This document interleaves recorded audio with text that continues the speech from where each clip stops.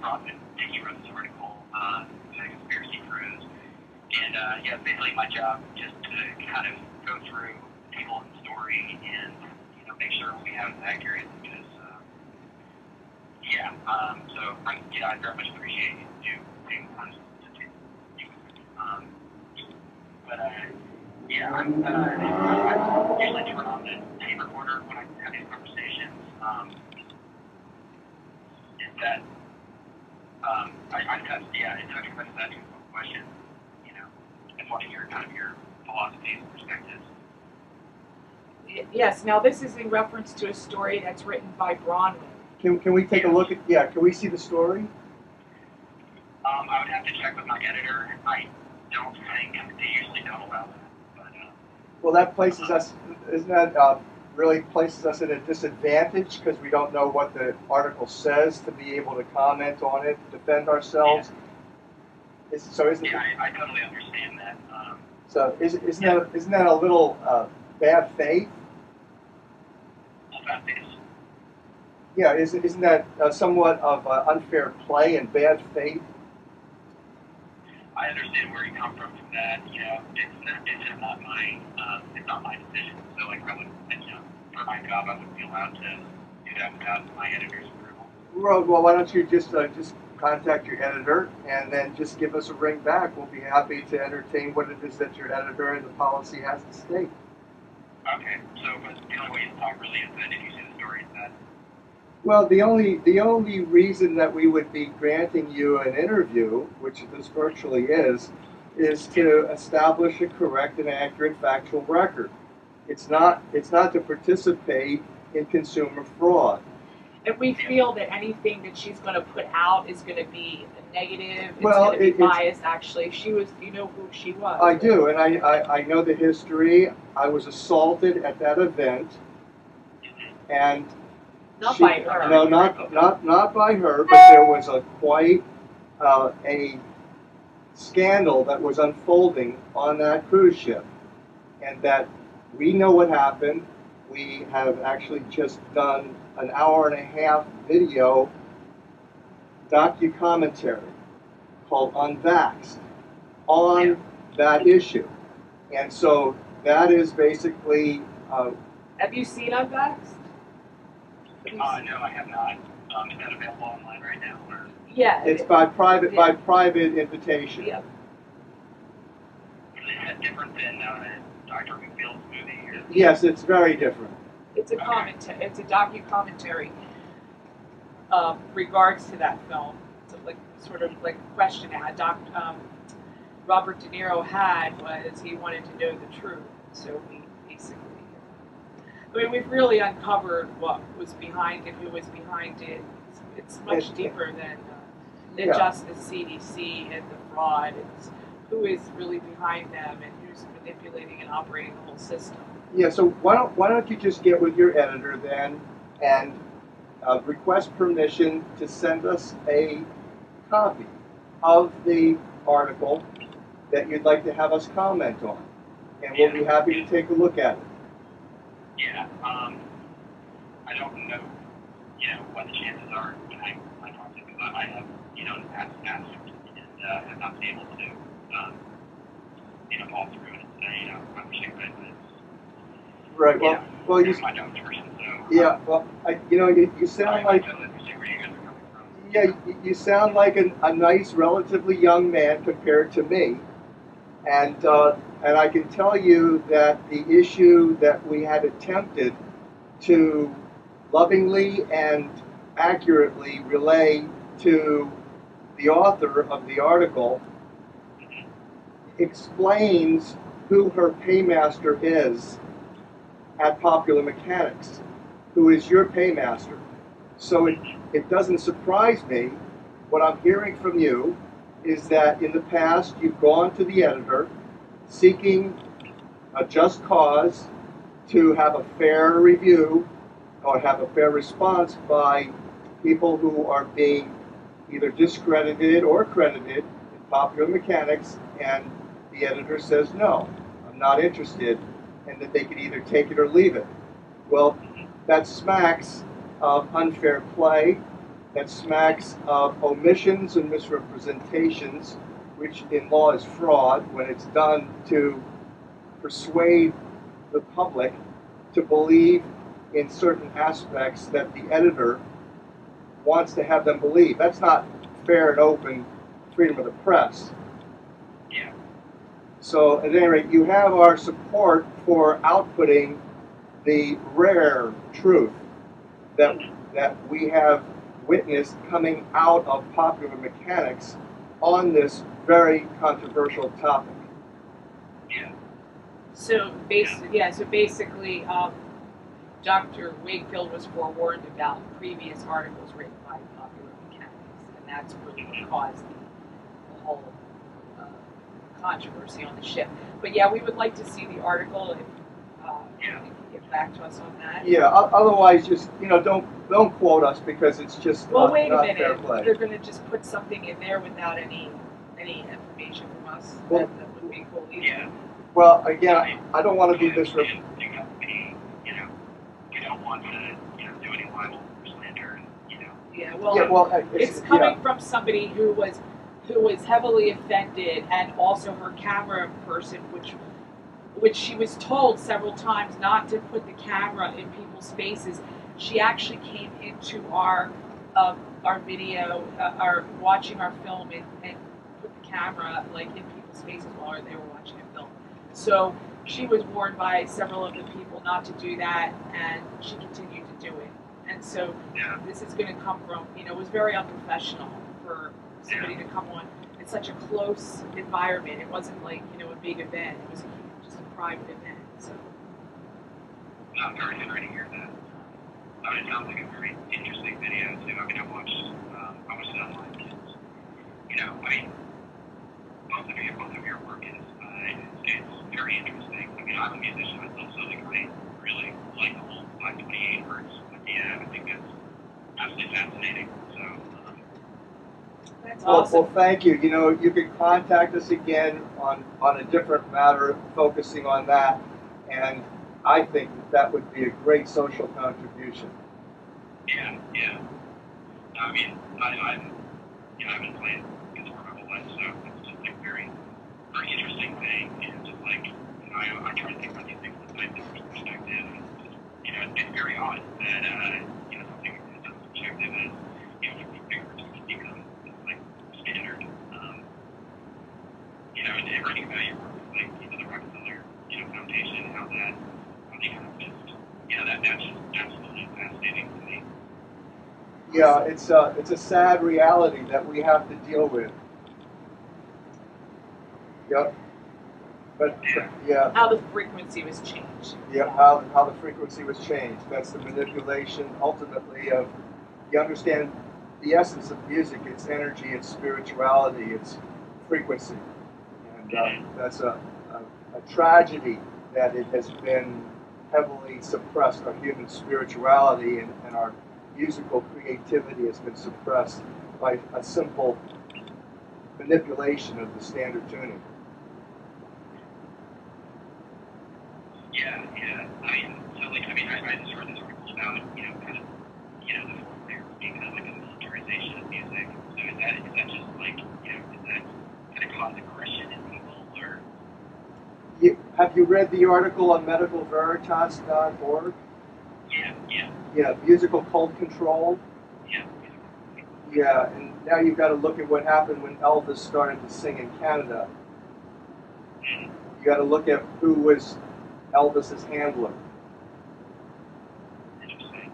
You got to really research that, because then you'll understand that this was based on the evidence, a military trial and a military program that was unfolding. The same thing with the vaccination. Same kind of people are behind the whole vaccination agenda. Well, you'll see that in our new film, VAXXED. It's sometimes. I'd love to see that. I really want to see Dr. Mayfield's film too. Just I'm a pretty unbiased person, and I don't really have, right now. I'm not pretty and I haven't, totally found my opinion on the matter. So I just like to explore Well, I'll tell you something. If you want, we will send you a private link to the video that's up on Unvaxxed. We're right now only soliciting leaders in the alternative medicine and the vaccination controversy area to be the first viewers of it. And if you want, we'll send you a link to that, and then you can kind of like see that we disagree with virtually everybody. The position that we're taking. I think you're very brave to do that, and I think that, yeah, that's a very admirable quality.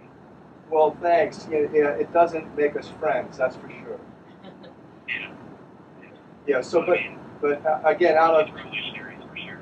yeah, but in service to public health and safety and really reputable journalism, as a journalist, speaking to a fellow journalist, I would be happy to send you a link for a fair review, not a biased review, a sincere review.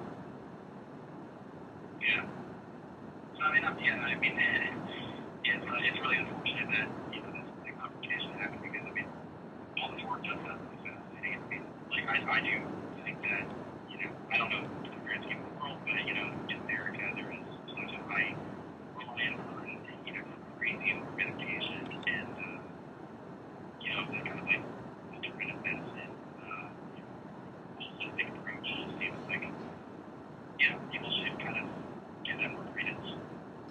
Yeah, they should. Unfortunately, you're dealing with an organized crime that is in violation of the Sherman Antitrust Act. It prohibits monopolization. You're dealing with a medical monopoly. It's about the money. Like, there's not a lot of money in natural medicine. There's a lot of money. There is not a lot because people don't get sick; they get better. Yeah, right. Yeah.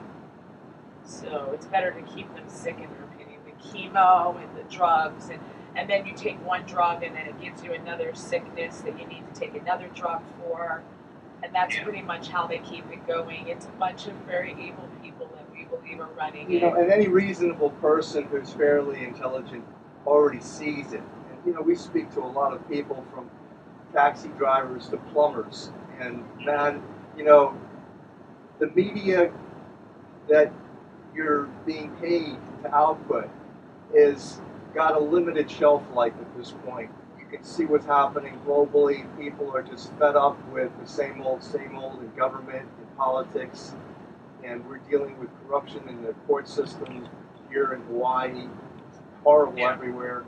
Again, I think that if you appreciate our heroism, then you'll appreciate that the calling is likewise on your shoulders to do something beneficial to stop the genocide, because that's essentially what it is that we're looking at.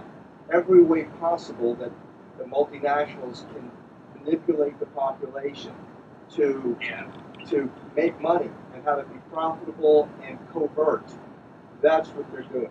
And the biggest cover-up is against the African American boys, especially with the MMR vaccine. Not just the boys, but we believe the entire population of African Americans. I think that there is a huge agenda against them, and there has been for a really long time. It's still eugenics. It's not just African Americans, but it's anybody that they don't want to consider to be the Aryan white race, which is we are also considered minorities, being that we are Jewish. But again, Sherry, I think Sherry and I don't always agree on everything. I would take that statement to task in the fact that you're looking at, for example, Bill Gates is just now promoting the release of genetically modified mosquitoes by Oxitec and the Oxford University group for-profit spin-off entities that caused Zika, based on the research that has been reputable output from the Thailand researchers. And this is not just against people of color, as has been conducted. You're looking at a broad brushstroke of the population at this point. But the MMR vaccine specifically showed. That's the Vax film. That's why it is a very important film for you to see. Everyone should see it. Everyone must see Vax. And then once you see VAXXED, you'll have to ask the question, why did Popular Mechanics already send a crew out 2 months in advance to disparage the film and Andrew Wakefield further? And then if you ask that question and you then realize who are your paymasters at Popular Mechanics, and then you begin to get to the point where you can begin to look at the film unvaxxed. Right. Yeah. And And what about then you Colin? can appreciate. Yeah. Well, again, the matter that occurred on board the conspiracy cruise with Andrew Wakefield, where we were there, that is what will lead you into our film. Our film would not have been produced had it not been for Popular Mechanics and the assignment of Bronwyn Dickey and the paparazzi she brought along. Right, because there was a blogger on there that was really the key to what unfolded, what really brought us to a place where we understood now what was going on. We didn't know who he was when we first had encountered him with him, but we realized later that Did he not introduce himself, or was it just? no, he was sitting in a corner. He never really officially introduced himself. Colin, what's Colin's last No, name? but he was sneaky from the very moment that I greeted Andrew Wakefield. He was He spying was right on there. us. He was a spy. He And- was sent literally. And I kept. Mary, well, listen, we're getting involved, I Right. think, in the Right. heart of the matter Right. and the material information. Why don't you check with your editor, see if you can get us a copy of that article that Bronwyn Dickey did. We'll read it very timely, and again, you will respond most courteously and honestly to your questions. Do you want to call us back after you make contact? Yeah. That sounds great. We can do that. So. Sounds good. Thanks so All right, well, it's really nice talking to both of you. And, Do you have an Thank you. email address? I I'm can very see. eye-opening. So, Well, thank you. Yeah, give us your name and contact information. yes. So I'm Henry Robertson, and my email is hrobertson, ROBERTSON,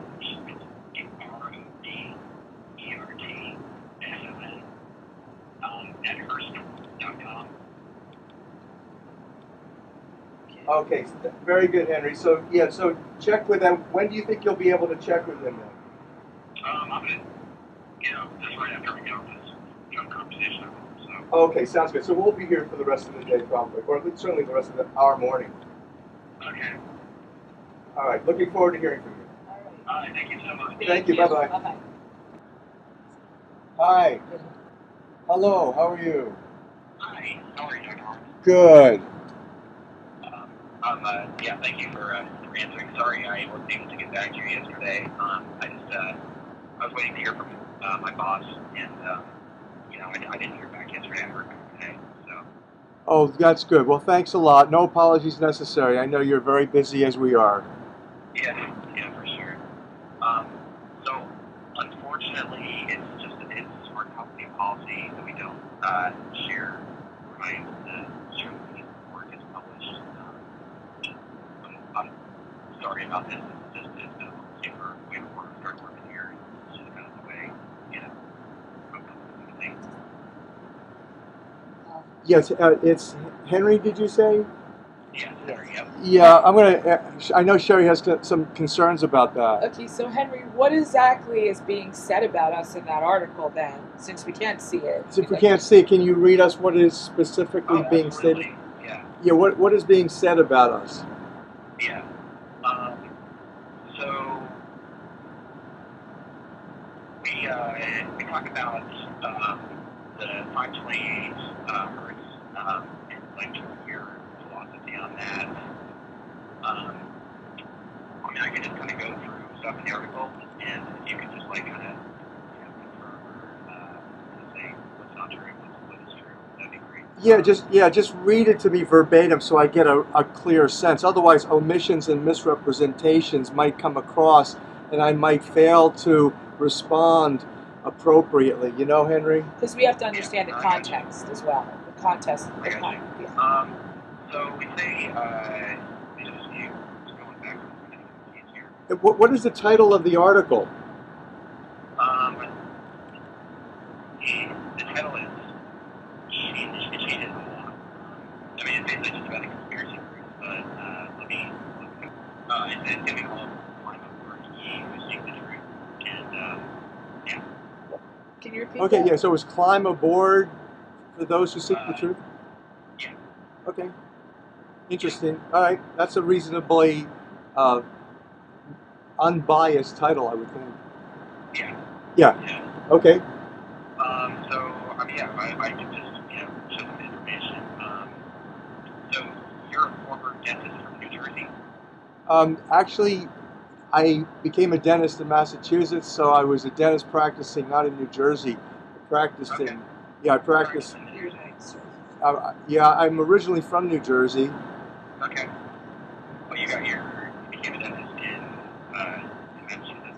Yeah, well, it's actually a kind of like not a correct assessment of my degree in dental medicine. I was actually trained in an experimental group at Tufts University School of Dental Medicine to engage in general practice of medicine. We were being trained to take over for family physicians that were, because of the specialty fields, they were being kind of like challenged to be able to have the number of patients. So they started to train in an experimental program that lasted, I think it was 2 or 3 years at Tufts.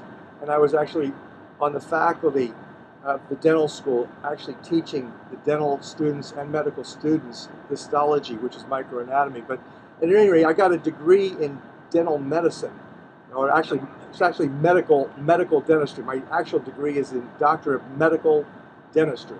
So I was trained in internal medicine. We did residency programs and rotational programs and everything from oncology to public health. And so that's my background. I became also a surgeon. I became a periodontal surgeon after getting a free ride to the University of Rochester. And then I went on to Harvard School of Dental Medicine. I joined the faculty. I was on the faculty at Harvard School of Dental Medicine. And Okay. So we say that you have a degree in public health, Harvard? Is that accurate? that's correct, yes. Okay. And then just some background information. Your book in 1996 it doesn't suggest that AIDS and the equivalent viruses are genocidal weapons used by the U.S. government and through vaccination programs. I would say it evidences that better than the word suggests. Suggest evidence. Okay. Yeah, the original question was, is that a legitimate thesis? Because I started really thinking, and I was somewhat biased, thinking that that was a crazy notion. And as I began to get involved in looking at the actual science that culminated in me actually discovering the United States government contracts. In fact, it's NIH grant number 712025. It's titled Investigation of Viral Carcinogenesis in Primates, end quote. That literally is the United States government contract under which numerous AIDS-like and Ebola-like viruses were bioengineered by the Army's 6th top biological weapons contracting firm that ran the entire National Cancer Institute at Fort Detrick, Maryland. It's called Lytton Bionetics. And you can see that on that contract as the project officer for the National Institutes of Health, overseeing the project with Lytton, is Dr. Robert Gallo, who I challenged him at the 11th International Conference on AIDS in Vancouver. It was being videotaped. That videotape has been seen by approximately now 6 or 7 million people.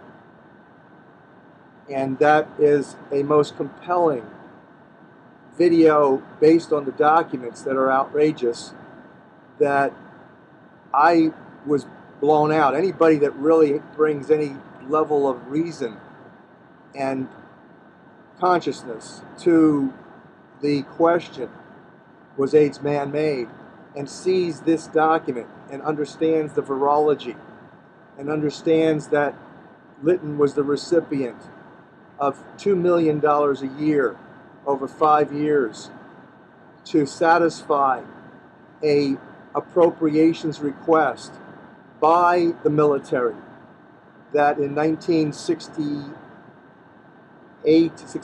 when Kissinger took over as National Security Advisor under Richard Nixon, it was Kissinger specifically who ordered the reevaluation and the administration of advancements in biological weapons for, you got to look at what he was doing it for. It's obviously for military and depopulation.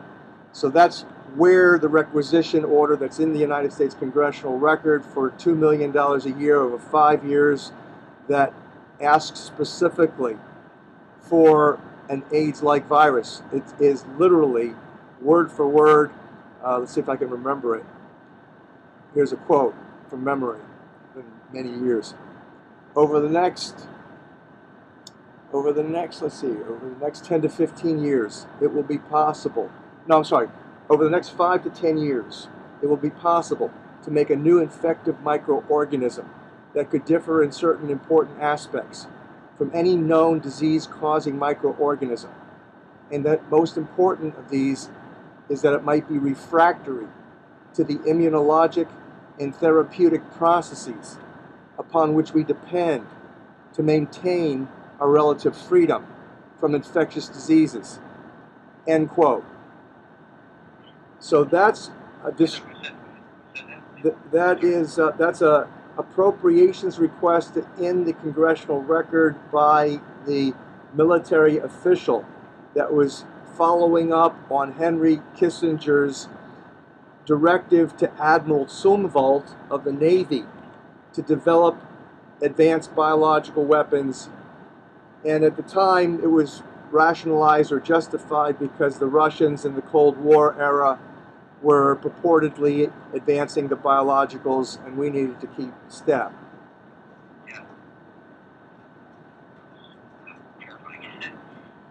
Yeah, that's why. No, that's what. Well, thank you. It's so terrifying and so real, and the document is so compelling. The documentation, the government contracts, you can't beat that. You've got literally have to look at the almost 400-page volume called the Special Virus Cancer Program to be able to grasp the horror as a typical human being who has love in your heart and can't conceive that there would be such evil or stupidity operating in military and government as to create these kinds of disease-inducing agents. It's really, really a hard subject for any journalist or periodical such as Popular Mechanics to cover. And it opens the door to the main issues that have suppressed the intelligence all along, is its national security. The National Institutes of Health, the CDC, all of the infectious disease agencies, including the NIAID, National Institute for Allergies and Infectious Diseases, with Anthony Fauci at the helm being the AIDS czar for America, it's all under CIA.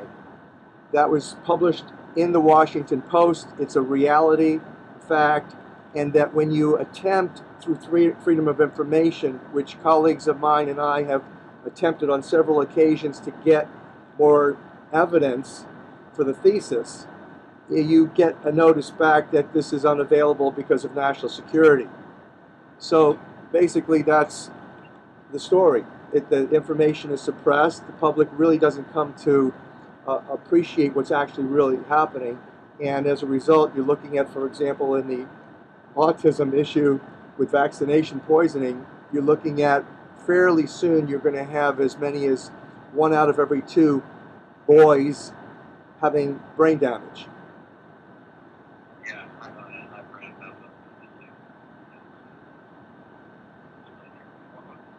guys touched on this yesterday. This didn't really in the article, but I was just kind of curious. What is it about males, and you're saying specifically African American males that are in a vaccine? Yeah, what is it about that demographic? Well, I'll give you an expert opinion, but I don't have literally much more than what's necessary in a federal criminal case for a prosecutor to get a successful indictment and conviction is a series of pattern of facts and evidence that is less than clear and convincing that a jury would then say, okay, well, this is the case. In this particular question, you're asking, is there an agenda to take out African Americans more than anyone, and specifically targeting boys, African American children? And the answer is, in my opinion, absolutely. It's certified by the film VAXXED and the whistleblower, Dr. Thompson, his revelations to Dr. Hooker, his revelations to Dr. Andrew Wakefield, and the film VAXXED, the issues that were raised by Reverend Jeremiah Wright, who cited my work in emerging viruses. The minister of Barack Obama has preached on numerous occasions that AIDS is a genocidal weapon, particularly attacking people of color, just like the Tuskegee experiment. Yeah. And so, and I have a question also to throw out there is, why are all, like the Ebola and the AIDS virus, why are they all supposedly created in Africa? We're coming from Africa. We're coming from Africa, right? Yeah, there's jungles all around the world. There's Amazonia, there's Hawaii. You know, it's always the African people. And when you study, like what he was talking about was the emerging viruses. Yeah, like the emerging viruses book, which talks about how these kind of viruses were created in a laboratory, for instance, in New York City or and somewhere Central else in Africa. the U.S. So why that? Why that? You know, again, you have to go back to the contract of Lytton.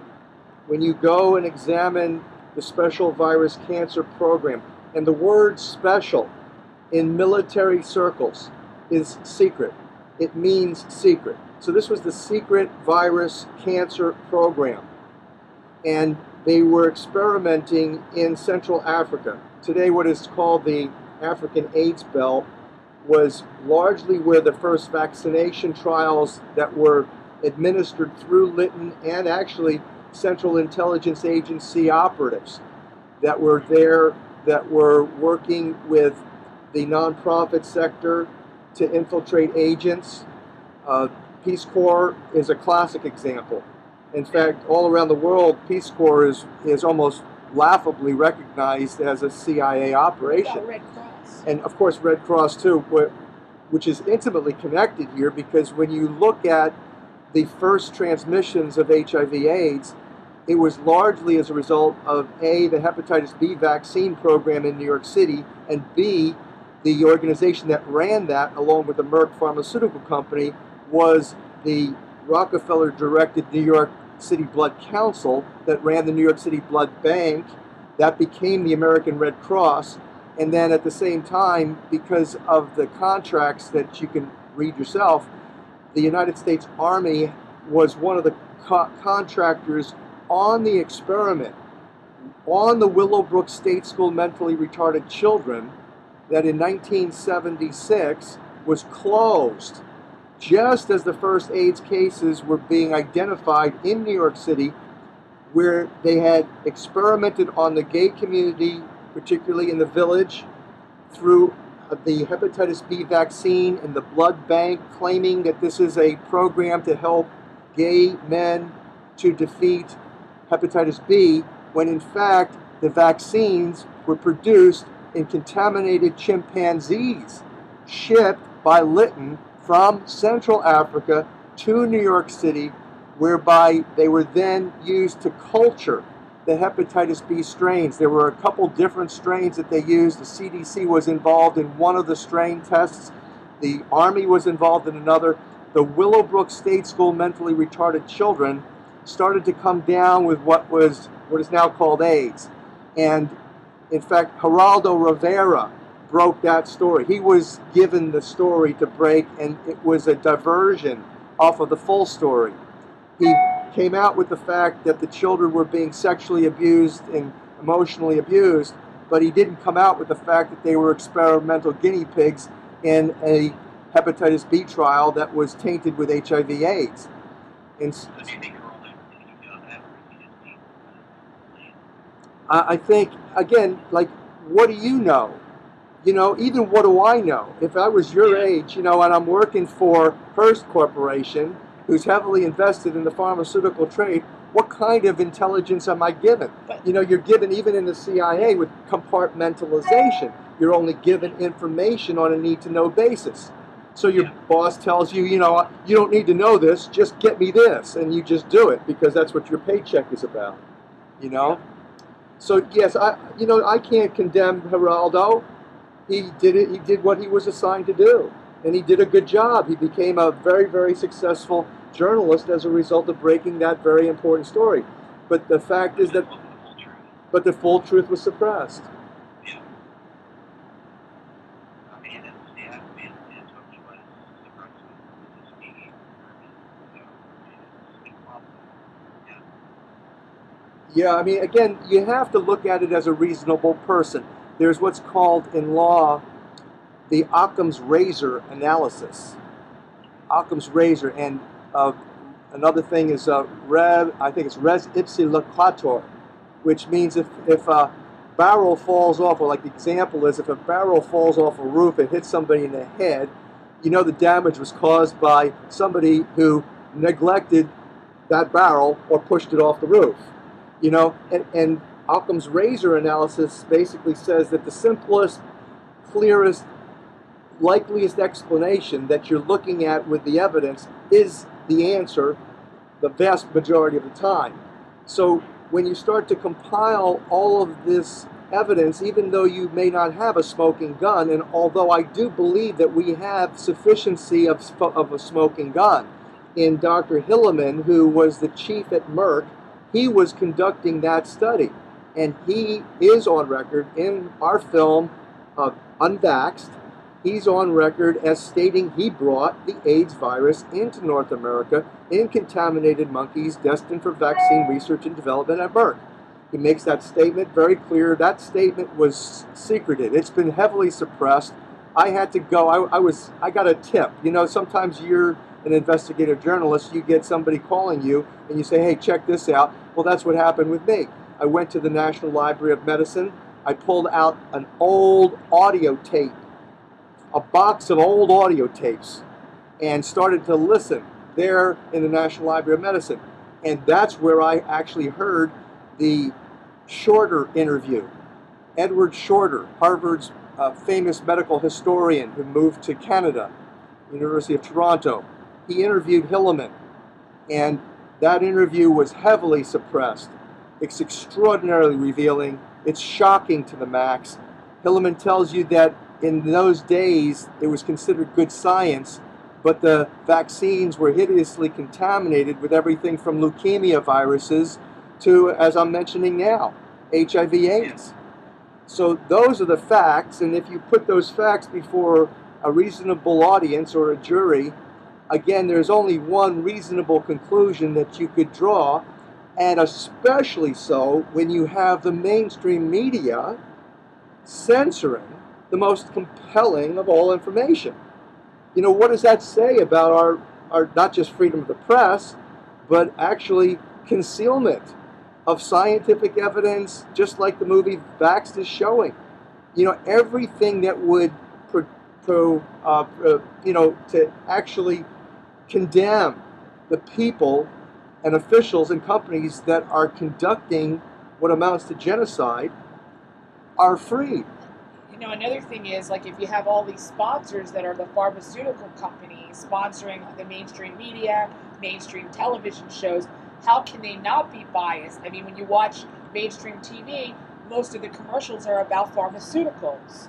You know, restless leg syndrome or eye syndrome or All the new diseases. yeah, and so It's ridiculous. how can you depend on them not to be biased? How can you depend on them to support any information that comes from somebody who doesn't believe in pharmaceuticals or believes in natural health, believes completely opposite of to what their sponsors are putting out? Now they'll be stopped from putting that stuff out there because it's not that they don't want to, it's who's paying the bills. It's the sponsors. So that's where it all comes and from. I've been asked to interview on this topic for years, literally decades.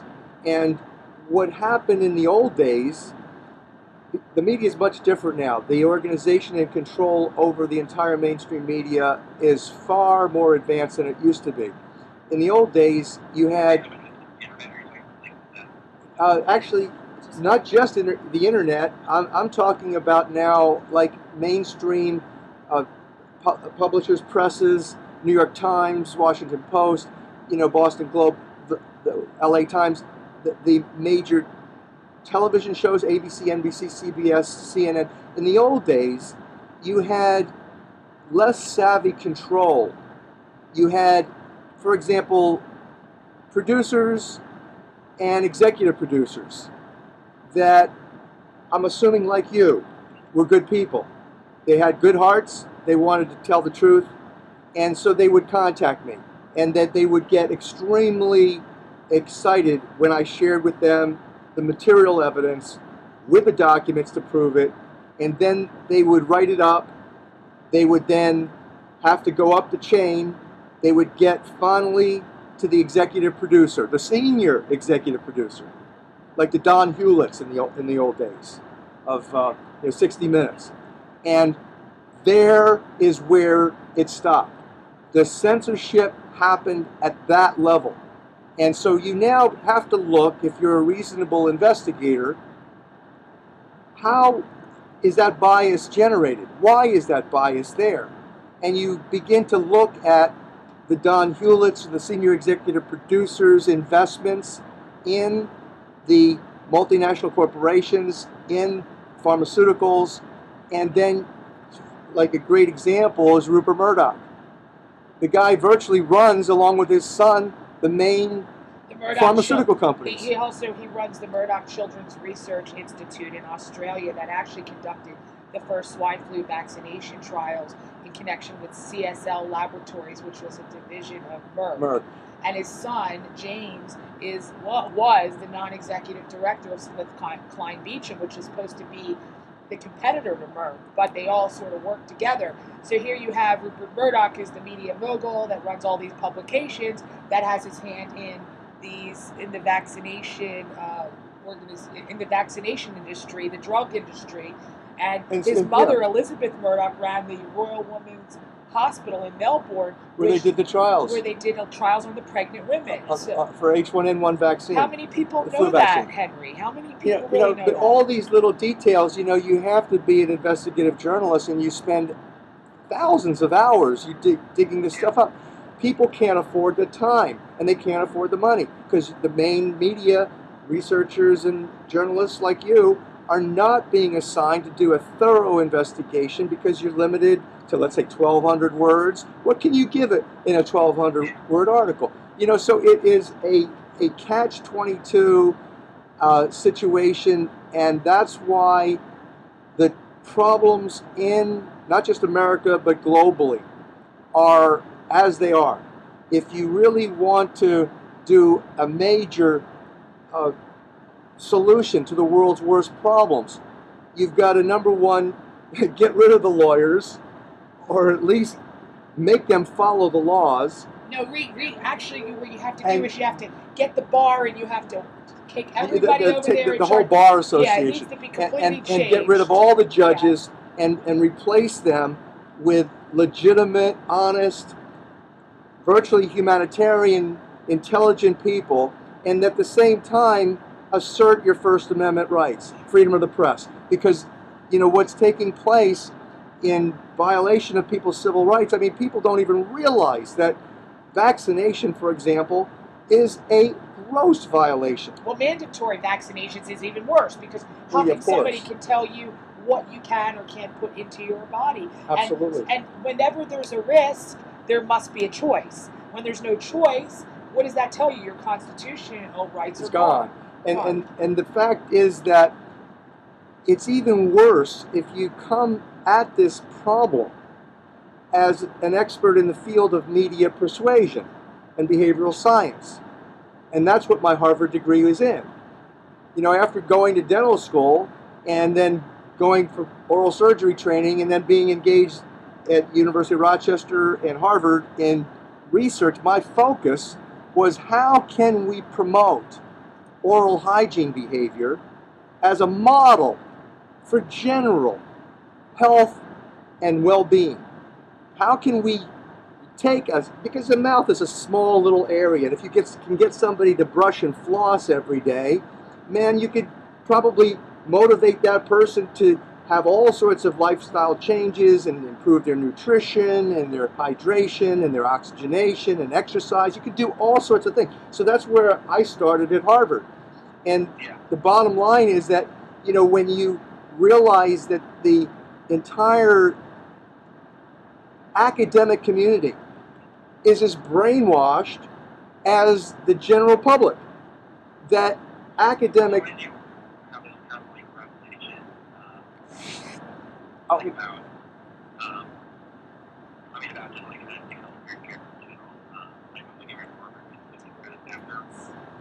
It was, the first inkling of it was in 1986 when the Associated Press came to me. I was at Harvard and they heard about my work. I had a wonderful medical and dental center in Magnolia, Massachusetts. It's called the Magnolia Dental and Medical Center. It still exists today. My associate now bought me out in 1996. But anyway, it's still there. And I was taking on basket cases, we call them, of course. People in head and neck pain from the clinics at Tufts and Harvard. All of the basket cases that the pharmaceuticals and the therapists and behavioral science could not help, they would send to me. And I worked with a multidisciplinary team. And that included physician, acupuncturist, chiropractor, massage therapist, homeopath. We really approached the entire thing from a holistic perspective, and we were very successful. And so Associated Press got wind of it and interviewed me, and I expected to have a reasonably unbiased article, and it wasn't so. They essentially made me out to be a quack. They literally quoted one of my unfortunately ignorant colleagues at Harvard who, when I started to explain holistic medicine, literally kind of like flapped his arms as though he was a duck and proceeded to quack. So that's what Associated Press, you know, so, you know, in like a 1,200-page article, you know, that's like a significant percentage of the article makes me out to be a quack, you know? So that's in 1986. Tell about the story of when you were working for Henry Schein Dental Associate. This is when he stumbled upon his first government cover-up. You were working with Henry Schein. He was one of their leading consultants. And basically what happened is they had him investigate a Florida dentist where 6 of his patients were injected with the same strain of HIV/AIDS. Now, they were all from different demographics. You had like an 18-year-old girl who had never had sex with anyone, and you had different age groups. So it wasn't like specifically any specific gender, any specific sexual preference or race. It was different people that went all to the same dentist.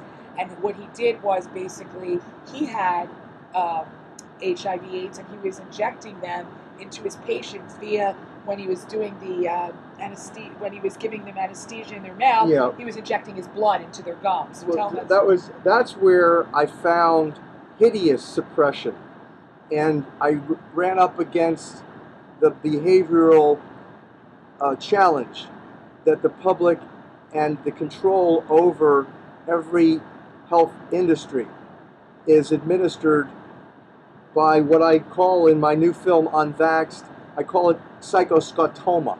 And essentially what happened was, yes, I was Henry Schein, which is the largest distributor of medical and dental products and generic vaccinations in the world. I was their chief professional advisor between 1989 and 1993. And I was blacklisted, I was fired because I came out with the facts, having gone to the FBI because of my behavioral science background and because of my connections. I connected with Quantico and Robert Ressler, a genius, and Burgess, the two researchers at the top of the FBI's behavioral science division, gave me or allowed me to have their methods and materials on how they analyze and investigate these kinds of serial killings. And it's called a motivational model for sexual homicide. They published that in peer-reviewed science. And I used that model, and from doing that model, I found that the Florida dentist that was infecting his patients had a classic organized serial killer personality profile, crime scene profile, and developmental history. And so I then set about to write it up and publish it, and I sent it to the Journal of the American Dental Association. Harold Meshkin was the editor at the time. He was a colleague of mine. He knew my work. Everybody appreciated my work. I was directed by Henry Schein to train about between 20 to 30,000 healthcare professionals between 1990 and 93 in infection control and sterilization and disinfection and waste disposal and barrier protection. I was the go-to guy for the Dentistry in the Age of AIDS initiative, and in medicine it was called AIDS, Fear, and Infection Control.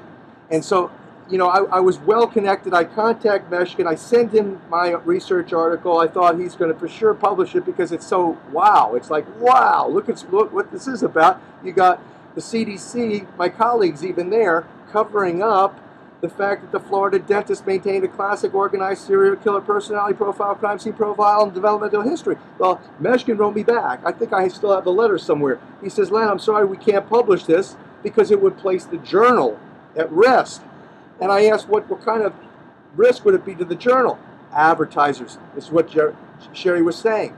You know, you've got your advertisers in infection control, sterilization, disinfection. All of that was making now money. In fact, because of that fear and that mystery that they maintained, the gross national product in dentistry alone between 1989 and 1990, when this case came out in June, July 1990, what happened was that gross national product soared $15 billion more in 1 year. So then they didn't want me around anymore. They wanted to get rid of me because I was telling the truth, so they fired me. Exactly. In the end, it was about money because they wanted him to come back and say, oh, this dentist just gave the people his strain of AIDS. He just pretty much breathed on them or he touched them and you can get it so easy. And Len comes back and says, no, it's not easy. It doesn't happen easy. It happened through literal injections into these people. Yeah. So, of course, where's the sale of their gloves and their mask and everything? You're ruining their business now. They don't want to publish something that their sponsors are going to say, hey, we were using that to make money, and you're coming back.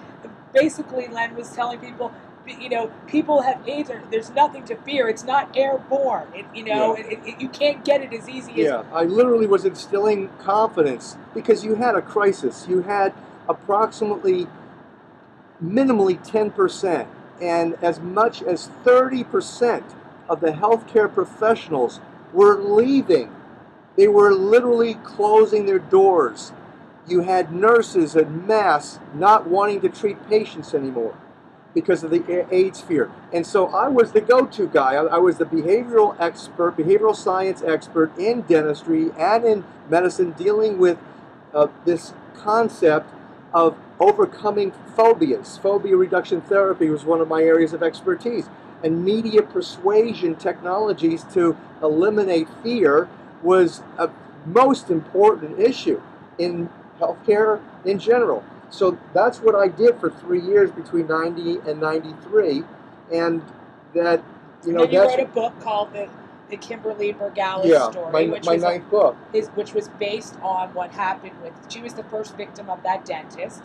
She was a young girl who got infected with it and died, and that's where the story goes. It talks about this dentist, and from there, that's when Len really then discovered. That's when because now think about this. You're in my situation in 1993. You've just lost everything in your career virtually, and you've got a personality quirk.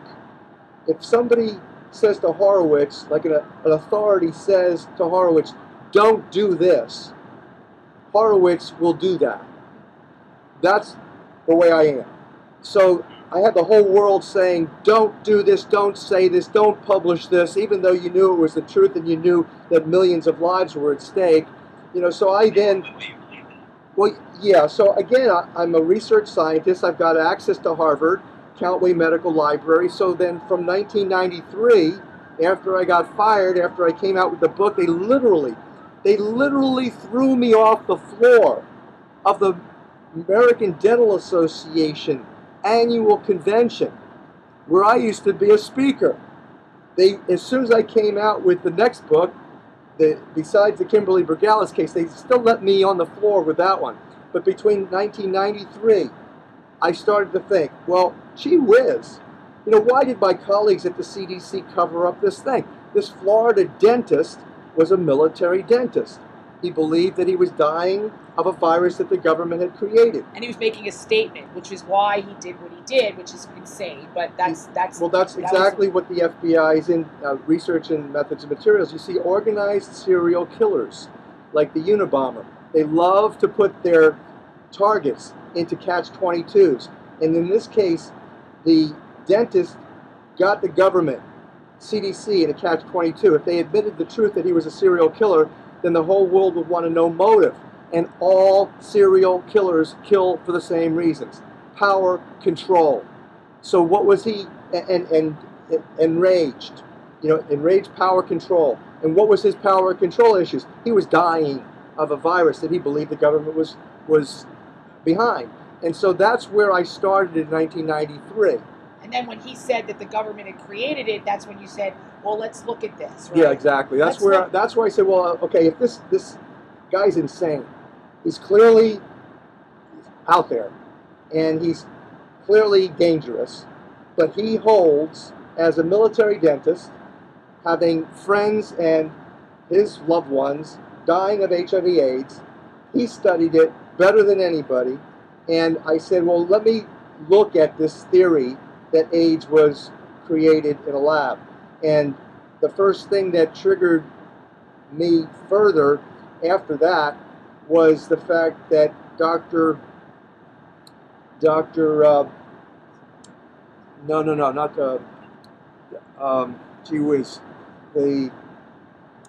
Strecker. Robert Strecker had sent David Acker, the Florida dentist. Now, Strecker is an MD PhD who wrote the Strecker Memorandum. It was a video, it was very famous, and his brother was a lawyer who was allegedly assassinated for bringing this issue to the Congress in Chicago, I believe. He was allegedly assassinated. Robert Strecker was his brother. Robert Strecker sent David Acker a videotape called the Strecker Memorandum, in which Strecker had advanced a very, very legitimate thesis about bovine Visna virus recombinants being associated with the tainted vaccines and hepatitis and the spread of AIDS. So I started to look at Strecker's research, and then I didn't quite vibe to it because it didn't hold the chimpanzee and monkey connection.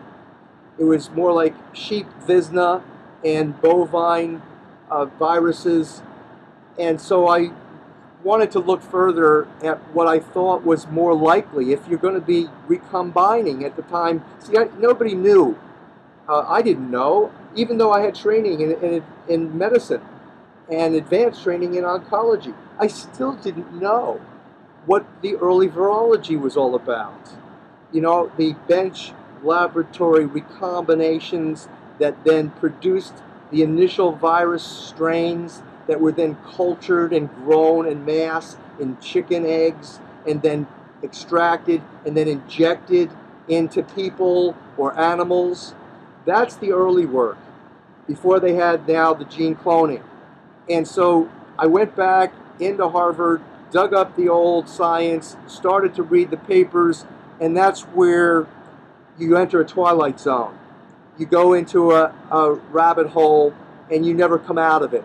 It is where you realize this planet is in sad, sad shape, and at this point, unless you and people like you are able to get the two issues resolved, the judiciary, the lawyer issues, the freedom of the press issues, and then the public coming into truth and then advancing solutions in their own lives and then in their communities. It can't be from the top down like it is now. It's got to be from the bottom up. And everyone's got to take responsibility. Everybody's got to come together. Otherwise, everybody's going to die together, and that's what's happening. And so, anyway, that's my spiel. You know, and there's another thing I want to point out is you have like TV show doctors like Dr. Oz on TV saying, everybody, it's time to get your flu shot, you know, and he'll show himself getting injected with what we believe is most likely saline. Then his wife will get interviewed on TV and say, would you ever get your children vaccinated? She'll say, of course not. I would never do that.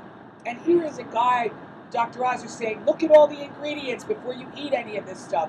Check your ingredients. But nobody's checking what's in the vaccination ingredients. Nobody's looking at the package insert. So it's all hypocrisy. It's all hypocrisy. And people, it's ridiculous. It's to the point it's ridiculous. And most people, they don't look that far. They don't put these things together. And when we put them together, we make enemies with so many people out there. And the trolls come out. And you know, the assignment of the trolls. Yeah. And then they detract and then divert. And they discourage and disparage us and everybody that is affiliated with us. And like when we see people pushing vaccinations without giving people the package inserts, without telling them about the risks, without telling them that there are risks, because, you know, some people can take those shots and live and be okay.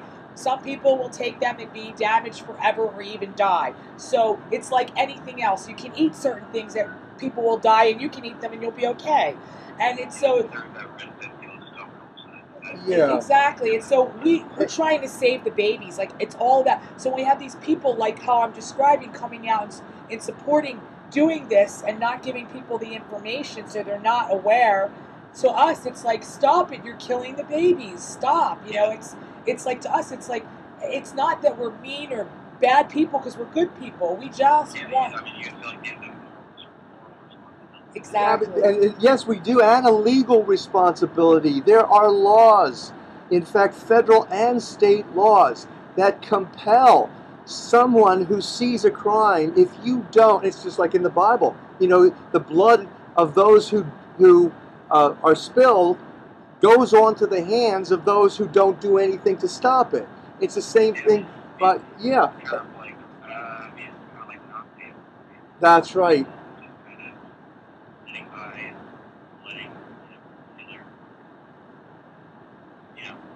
Yep. Right. Exactly. And you know, the part of the most outrageous hypocrisy, the greatest example of hypocrisy in this whole area, in my opinion, is this fact that the vaccines are now all GMOs.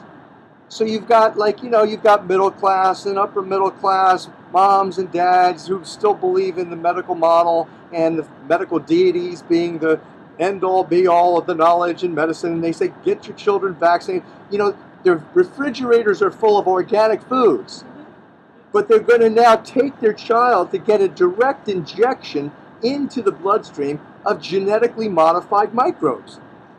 I mean, that is so outrageous. And then legally, and then legally the scam is held in place by Jacobson versus Massachusetts, which is like, I think it's 1905 or something like that, 1906 study,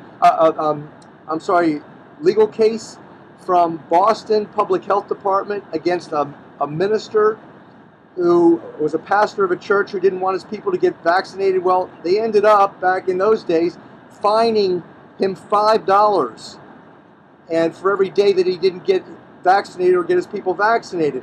And if you look back at that pivotal case, that's the precedent-setting case that's still, today, the pivotal case. The question becomes, did anybody have any awareness of the multinational corporations that had this agenda, blind financing agenda, don't give a damn about people's real public health and safety, but they're, just like the film shows, they're going to move ahead. There was no consideration whatsoever given to that whole risk.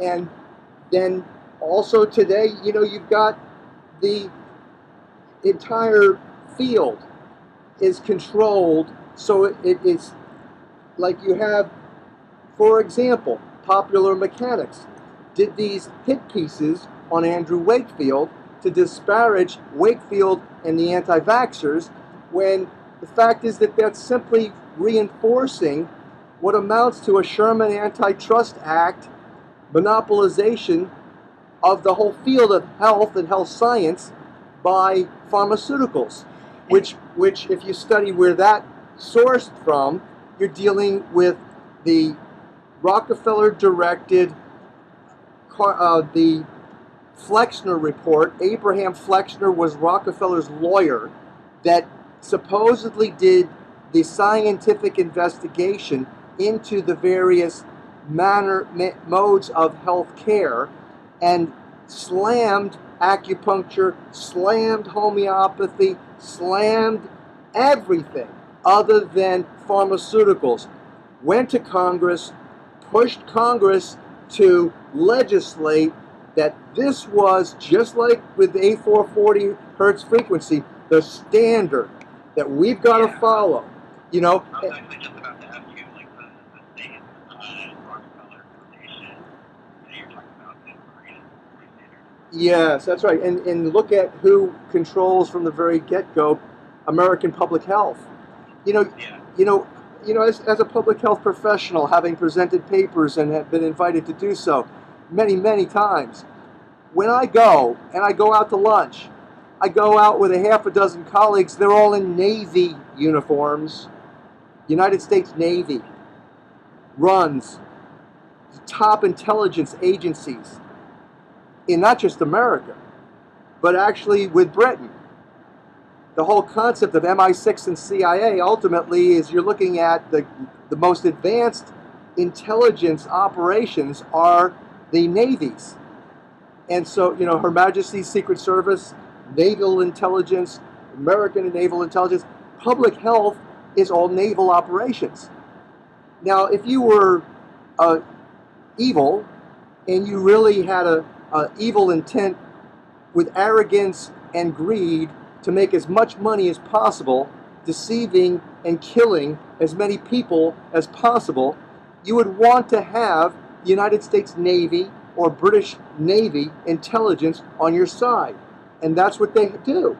And that's where now your intelligence agencies are ultimately controlled by the same people, ultimately, that, you know, you've got to follow the banking connections. If you're talking about Rockefeller's monopolization of American public health, following Rockefeller's monopolization of the Standard Oil Company, not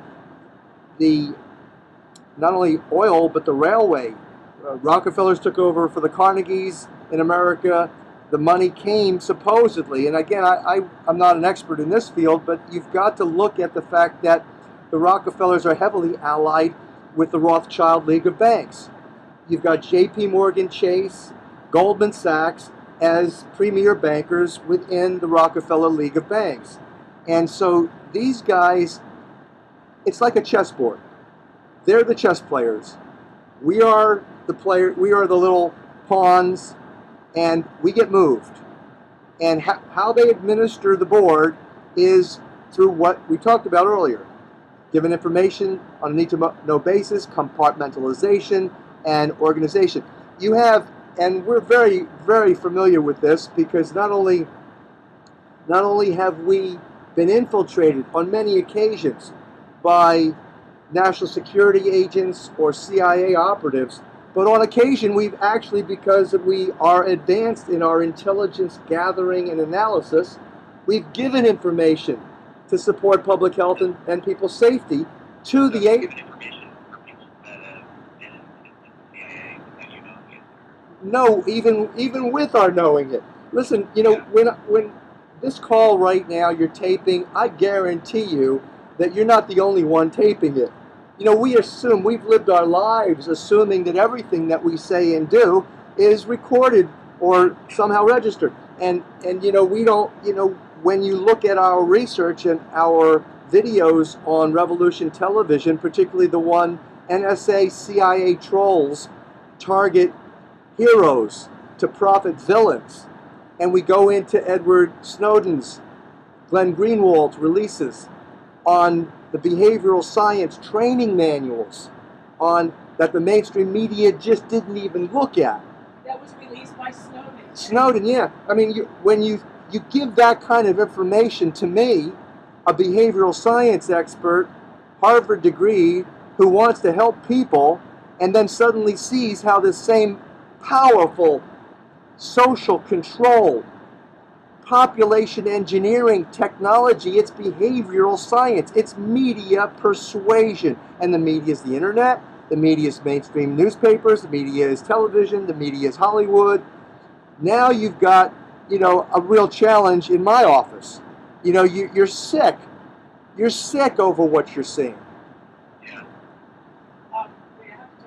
Do you know, Henry, they took down both of our YouTube channels before the last Ebola fright, and some of the videos had over 2 million hits. Yeah, right? yeah. Well, the Gallo, they took. I saw, like, I mean, on your website, I saw that, like, some of these sites have become, like, you know, spam basically, you know, some of these, like, if you type in, I mean, for example, when one of your articles you said, if you type in, you know, Sherry's name, I mean, it just directs you to, you know, like, pornography, you know, like, Yeah.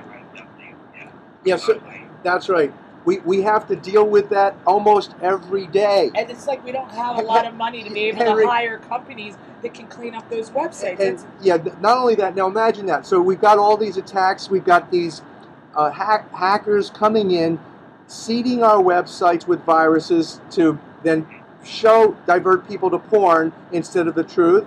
And then, now, because you're into 528 and you're a musician yourself and you appreciate it, let me tell you what aches my heart the most of everything that we've talked about. What really, really hurts me is the fact that 528radio.com and 528records.com, that we spent thousands of hours and hundreds of thousands of dollars to try to just do as a public service to bless people with the capacity to freely transpose the A440. Right, and we listen to it as much as we can because it's therapeutic, it's wonderful, it's relaxing, it's de-stressing, it's just really great. But what makes me so sad is that it's been neglected, and because we don't have any money, because we're dealing with all of this mess and diversions and trying to simply just sustain ourselves, we can't have the million, or we don't have the millions of dollars that's required to make that website, those two websites, really sing and promote them internationally. That's what's necessary. And again, the thesis is, look, we've talked about the hideous problems. What about the solutions? And you know, I got off the phone about an hour and a half ago with Burton Goldberg. Do you know Burton Goldberg? No, what's that? Burton Goldberg is the oldest, senior most, I guess, published alternative medicine expert and cancer expert in possibly the world, certainly in America. He's been a colleague of mine, and he just wrote something wonderful about my new film, Unvaxxed. But Burton just agreed with me, and I with him, that we are right now in a state of just crashing. The country of America is not just alone crashing. Everything in civilization, in terms of population, in terms of poisoning the environment, in terms of poisoning our nutrition, in poisoning our bloodstreams, we are now at a no. It's worse than global warming. I mean, you've got the experts claiming that, oh, now it's too late now to do anything, you know, we're just going to be continuing, which is bogus. I've got online, I've got natural cure for global warming video. You know, it's, you know, but the bottom line, it is true. Without dealing with the substantive issues of the corruption in the courts and the manipulations in the media, which persuades the mass mind and the mass population to think and do certain things that are deadly, then you've got no hope. Well, we need a miracle. The bottom line is we can all agree we ain't getting out of this at this point through science. The medical deities are not going to save us. We literally need a metaphysical, energy, spiritual miracle. And everything in my heart and soul says 528 love is that miracle. And that's the frequency of chlorophyll. That's the frequency of the resonating oxygen that you're breathing. That's the electrons. That's right. It's the heart of everything. Okay, you know, you ever hear of the concept as above, so below?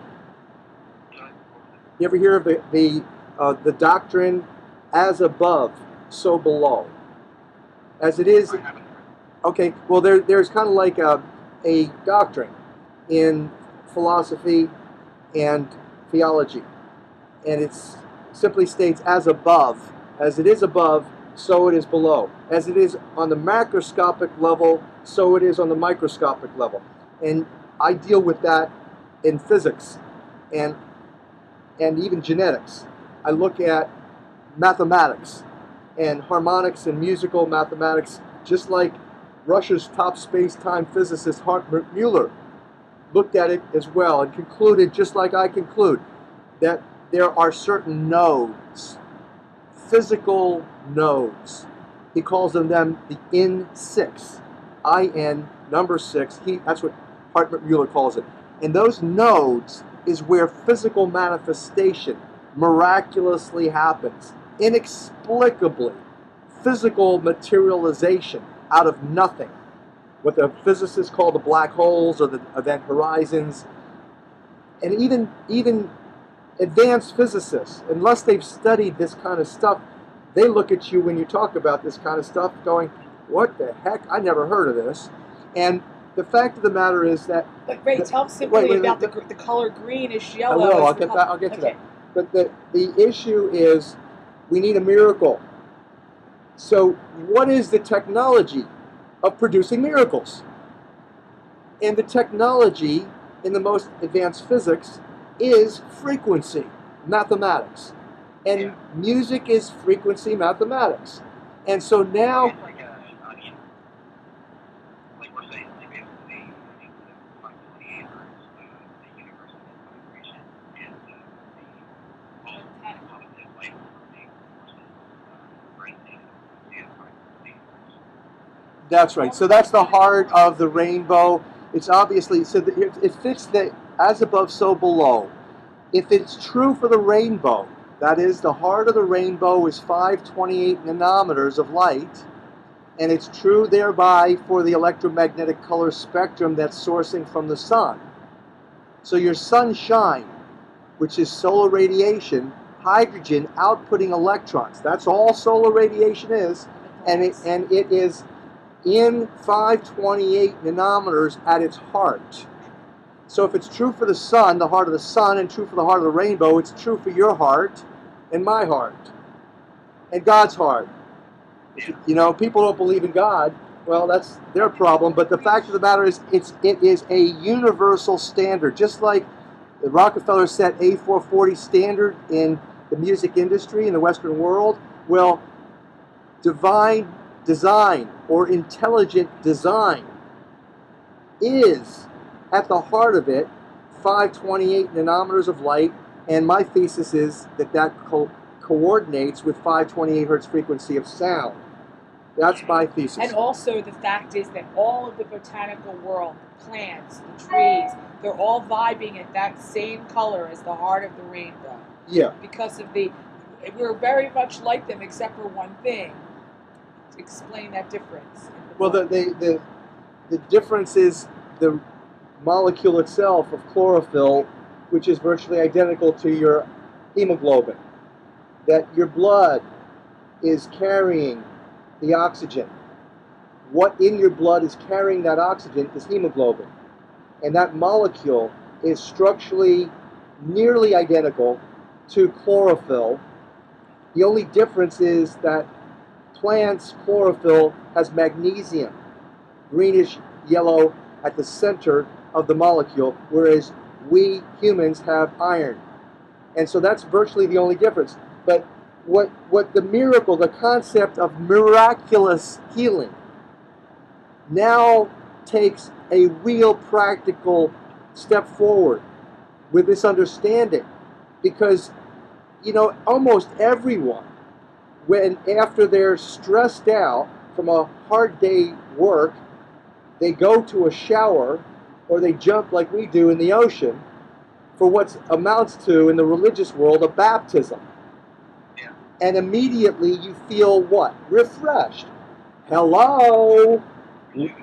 What causes that is the oxygen in H2O delivering and refreshing your body through your skin, which is your porous and is not only a barrier to infectious diseases, but it takes in the water and the oxygen, and it rejuvenates and refreshes, most importantly, energetically. Not chemically, no, because it happens instantly. You jump into the ocean for a baptism, you get a holy spiritual renewal.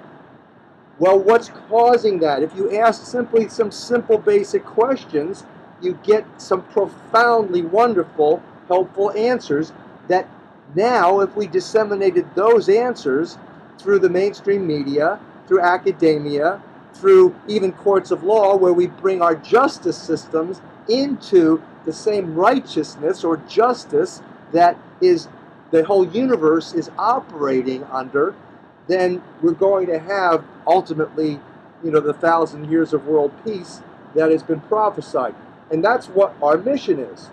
That's why we wake up every day against all odds and do what we do.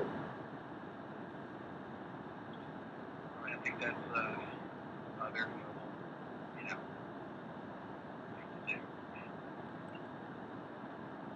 You gotta, you know,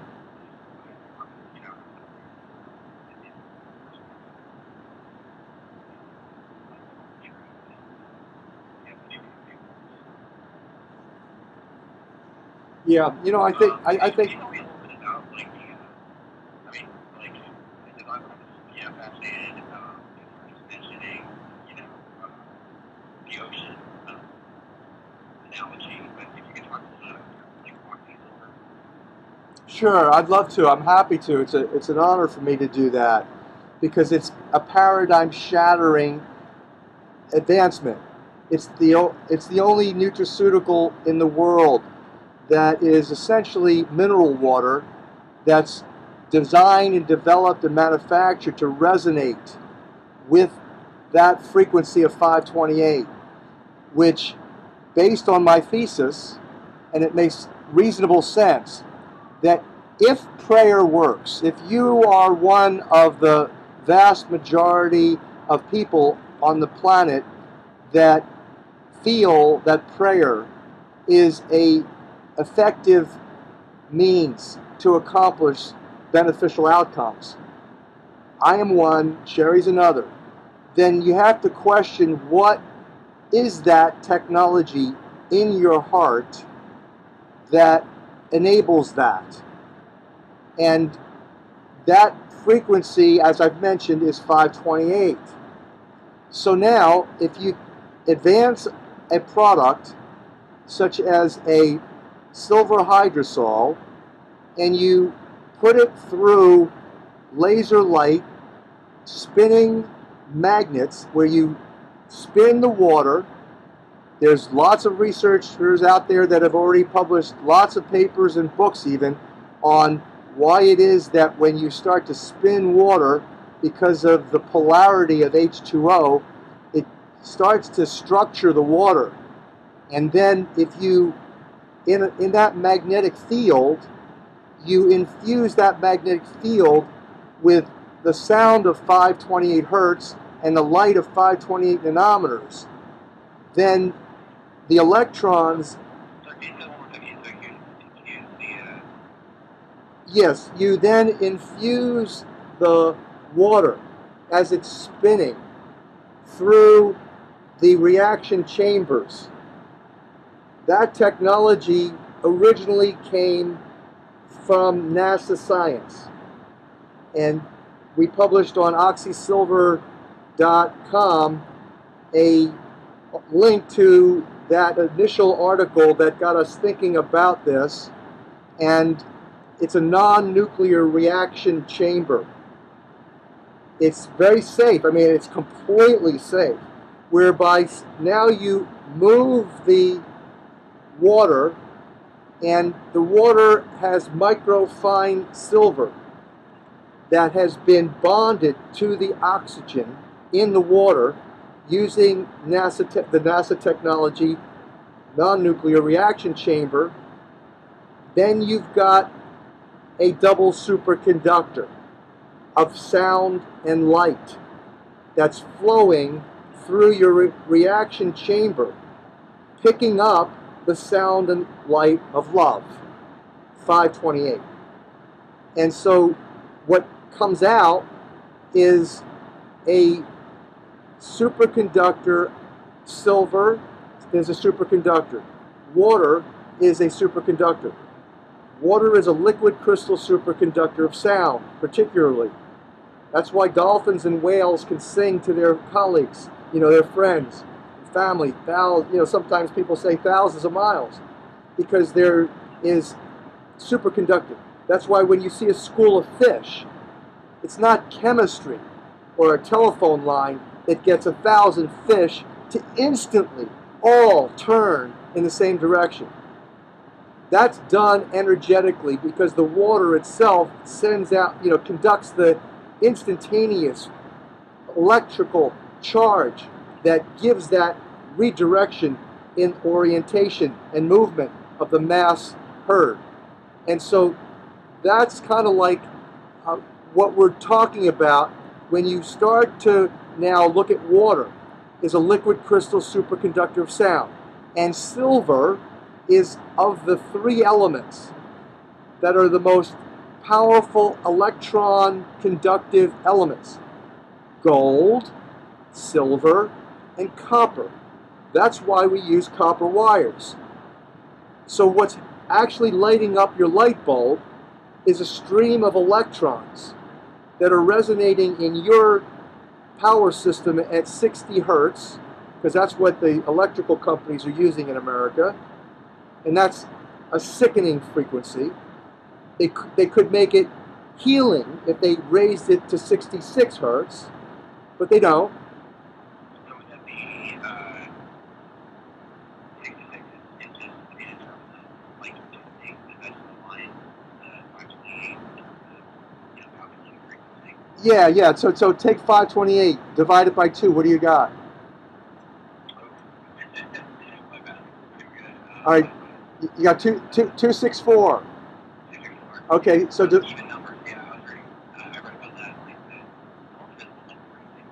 all right. Well, I'm showing you now how you get the harmonics or the octaves, right? So you take 528, half it is 264, half that is 132, half that is 66, half that is 33, right? So now those are your key frequencies of C, of the C note, really. That's your C octaves on your piano.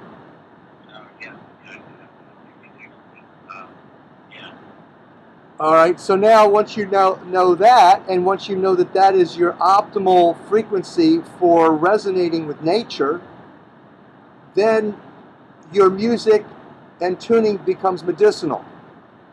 So you infuse a double superconductor called oxysilver. Silver, hydrogen, covalently bonded to the water, water the superconductor, silver superconductor, resonating with the electrons that are now, man, you just like, you know, in our technology, we use a lot of magnets, a lot of power, and the frequency of 528 sound, pure tone, and the laser light. You get that frequency of 528 in sound and in light, into the electrons that are moving through the manufacturing chamber, and now you've got a product that, in theory, you have the capacity to enhance your prayer power. So that's why we urge people, don't just buy oxysilver and, you know, swallow it, just like we recommend. You know, you don't use metal. You don't use any spoons that are metal with it, because it will blow out the structuring. It will eliminate the frequency resonance if you touch it to metal. But if you take it, little cap, you take the cap, and the cap is 1 teaspoon, and how we recommend it and how we take it ourselves is we take 3 capfuls at the first sign of a cold or flu. You know, that first inkling that you get when you might be coming down with something? You know, that first thought. If you go get oxysilver within let's say an hour or 2 of having that first inkling, and then you do what I'm telling you, we guarantee you with a money back, full guarantee, that you will not get sick. Because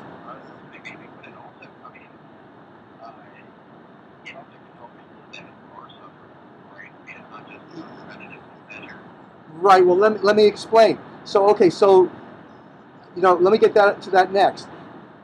Let me finish up with this issue. Okay, so we urge people, though, don't just take it, use it with prayer. Because there's something in the heart. And there's the Heart Math Institute. People have advanced a lot of very good research showing how powerful heartfelt, loving intention in prayer is. Heartfelt, loving intention with faithful prayer is powerful. The vast majority of the world believes that, and we experience it. And so nobody's going to even come with a scientific publication and say that we're foolish, because it's empirically obvious that it works. Empirical science has been neglected. Just like a blade of grass resonates at 528 nanometers, greenish-yellow chlorophyll, it's been neglected. So if you now use prayer with it, we feel that it is certainly, we're happy to give you your money back, because A, we've got you praying, we know how powerful your own heart is, and we know that we're giving you something that actually amplifies your heart. Powerful prayer intention for healing. And so we ask people to pray for healing. And what happens when people who are sensitive to light and imagery inside their heads, when they close their eyes, people who, there's about 60% of the population who are visual type of people, when they close their eyes and they do what I'm saying, they literally see light filling their heads, filling their bodies, and that is normal. That's a light, but, you know, basically we call it the light of love. And that is, some people call it the Holy Spirit. Whatever it is, if you direct it with earnest, faithful prayer to heal you, then you are going to be healed in a vast majority of times. And that's where we then are amazed.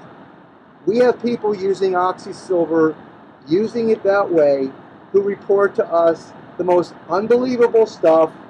They write about it, they give us testimonials about it, because we have been so challenged in the legal systems. I've got 6 cases right now, literally in federal and state courts, to try to just survive against a Paul Sulla, guy named Paul Sulla, who's a corrupt, one of the most corrupt attorneys in U.S. history. He is trying and doing a really good job stealing our house. He runs an illegal. He runs an illegal. Yeah, Sherry's like on. He runs an illegal ayahuasca church, which is they call it the God Molecule. Basically, I won't get into that, but basically, you can go to paulsullafraud.com and you could read up about Sulla. You can go to Judicial Corruption News. The people there have posted an article on the people that are trying to destroy us. But basically, yes, his name is Paul J. Sulla, SULLA Jr.com. And he's a Hilo, Hawaii attorney who's as corrupt as sin. And, yeah. So at any rate, that's who I'm battling in courts. But basically, if I wasn't doing that, what I would be doing is promoting OxySilver. I would be doing all sorts of things to try to spread the technology around the world. We have invited, I have literally invited several governments, particularly in Africa, if they would simply allow me to come over there, have them take $1 million and create a OxySilver factory, they could have in every nation. They could be mass producing this completely safe, low cost, relatively compared to vaccinations and antibiotics. Are you kidding me? There's no comparison. And highly effective. Again, we have people who, say that they've gotten sick and they took OxySilver as directed and they quickly, much faster. I mean, you could read the testimonials that people have posted. But if we had the freedom, we weren't forced by the powers that be to divert our humanitarian efforts and in medicine and natural healing, all diverted. If we were simply allowed to move ahead with any amount of investment capital that is reasonable for what it is that we're offering, it would be just one of the most wonderful things for the planet.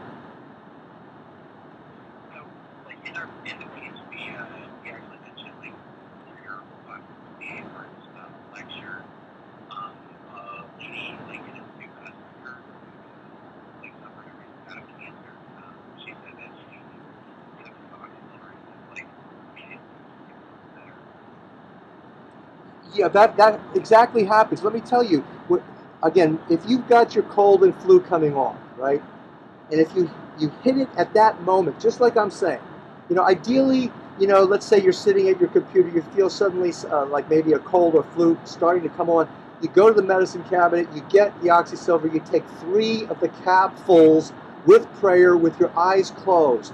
You see the 60% of the public who is visual. They will see, others will feel this energy of 528 hertz frequency move powerfully through their body. The energy, electromagnetics, controls the chemistry of your body and the immunology of your body. That's really one of the saddest realities, is the suppression of that simple truth in medicine and in medical science, is the fact that chemistry is secondary to frequency, and even light is secondary to sound. That's why when NASA about a year ago recorded the sound of the sun and recorded the sound of gravity, it was a monumental discovery. It was a breakthrough because it speaks to the fundamentals of what I'm talking about.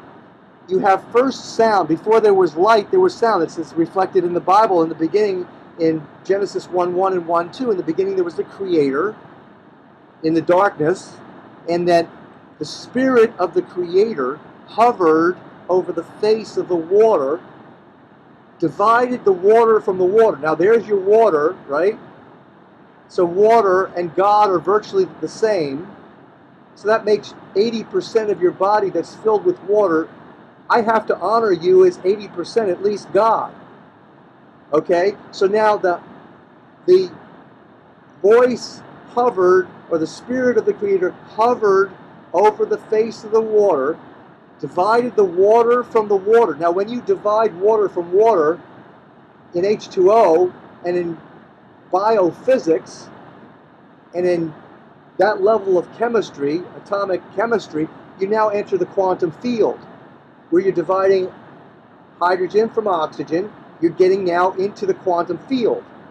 And now into that quantum field, the Bible says, the Creator said, let there be light, spoken into that quantum field between the water, and out popped the sun. And that interesting,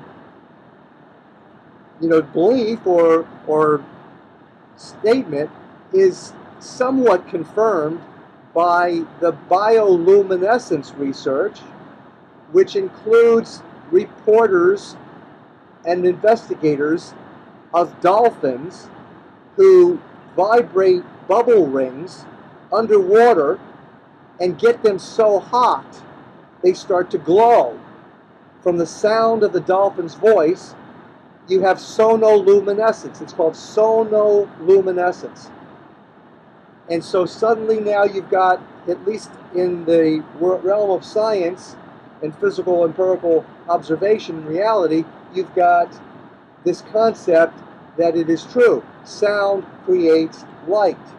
So now you take that concept, apply it to oxysilver, you see the light coming into your head, throughout your body, it moves that energy frequency throughout your body, and instantaneously you feel better. That's what's happening.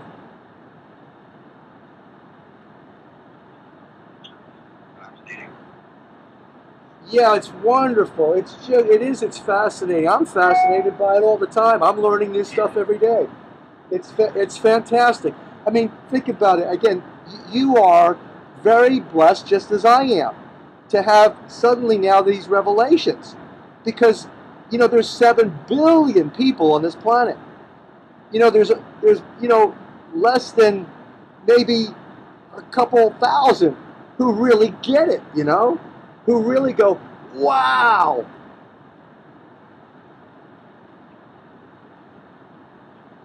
Yeah, I mean, definitely. Yeah, okay. I mean, I might almost be, this idea of connecting music with light and having like getting vibration and the beautiful description. Yeah. It's wonderful. And it's also, for me, it's helpful to demystify what love is. Love is the universal healer. Here's the statements that connect together with what we've just talked about. Love is the universal...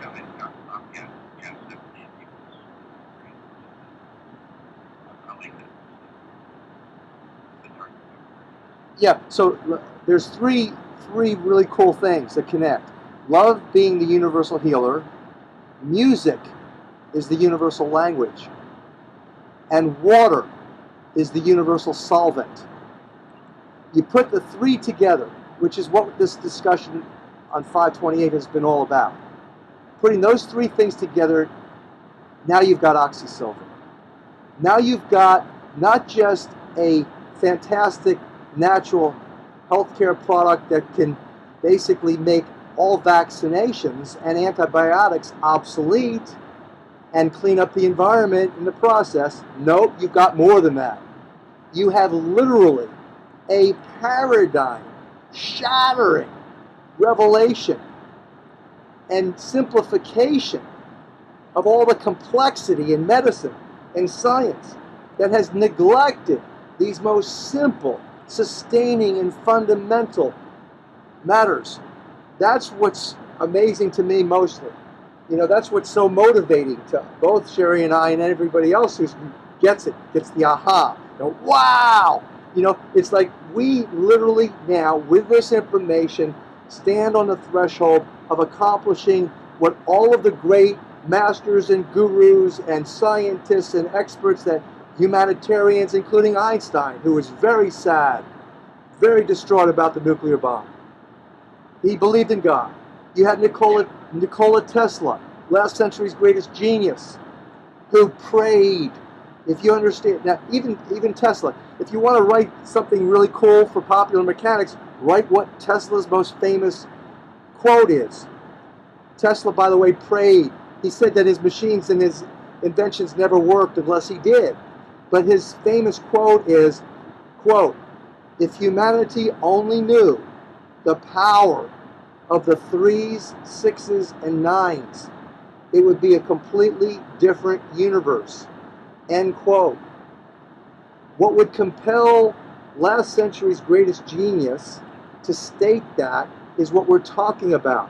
The 3s, 6s, and 9s all relate to the musical mathematics of creation. And that's when I did in 2008, Love, the Real Da Vinci Code. It's my book, Love, the Real Da Vinci Code. That's where this stuff comes into play. You realize it is the real Da Vinci Code. The musical mathematical matrix of creation. The musical mathematical matrix of creation is the real Da Vinci Code.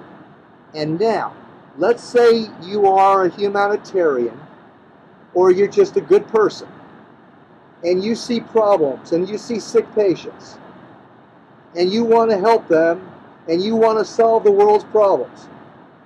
You've got a creative technology now to do it. It's the creator's creative technology. Rediscovered by Tesla. Understood by Einstein.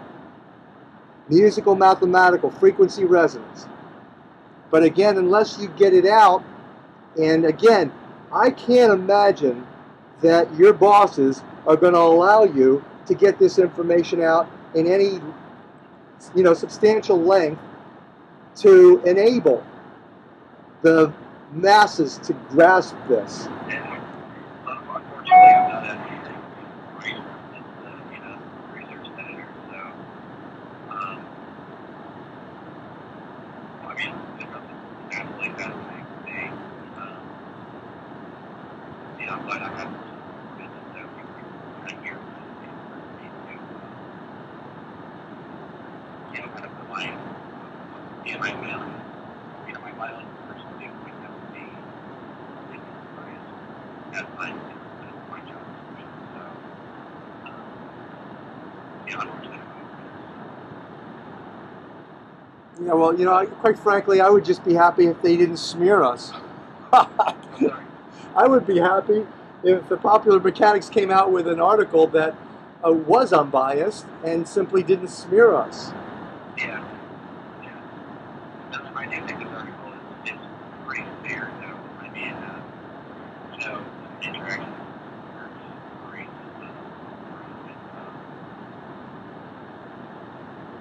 But she definitely doesn't talk about you guys. I think it's pretty, she is what I kind of like to describe. We are all over with like vaccination and we believe in vaccinating. She's basically just describing what people's beliefs are, a lot of what connection across the way, a lot of retention, what is the kind of bridges kind of gap of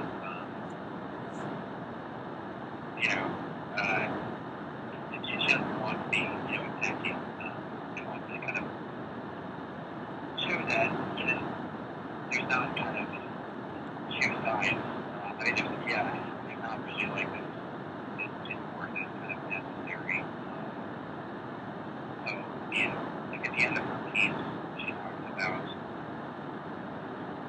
basically a little bit about your experience.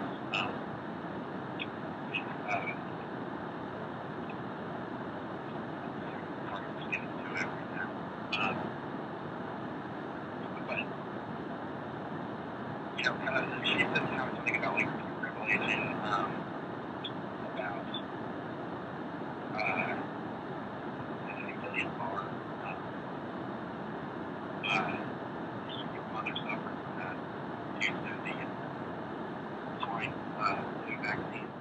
That's right, yes.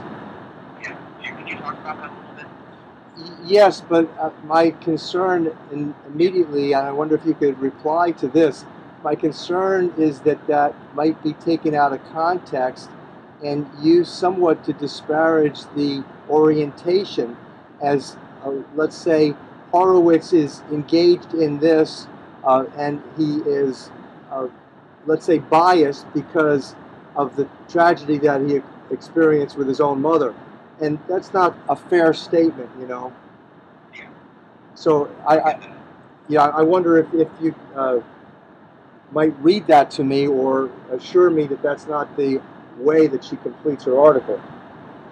I'm saying that it's because she. I mean, I can't say that she's not saying that might like influence your view. She doesn't say. I mean, a lot of this stuff is not like this is the way it is. You know, she just says like.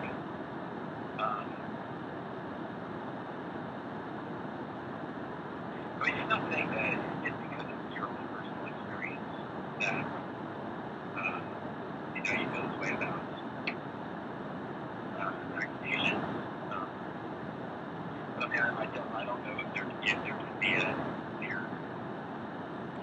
I mean, every day is part of the human experience. I think going through tragedy, and I think we just kind of let you. I mean, instead of advising you anyway, it kind of just let you to discover and kind of.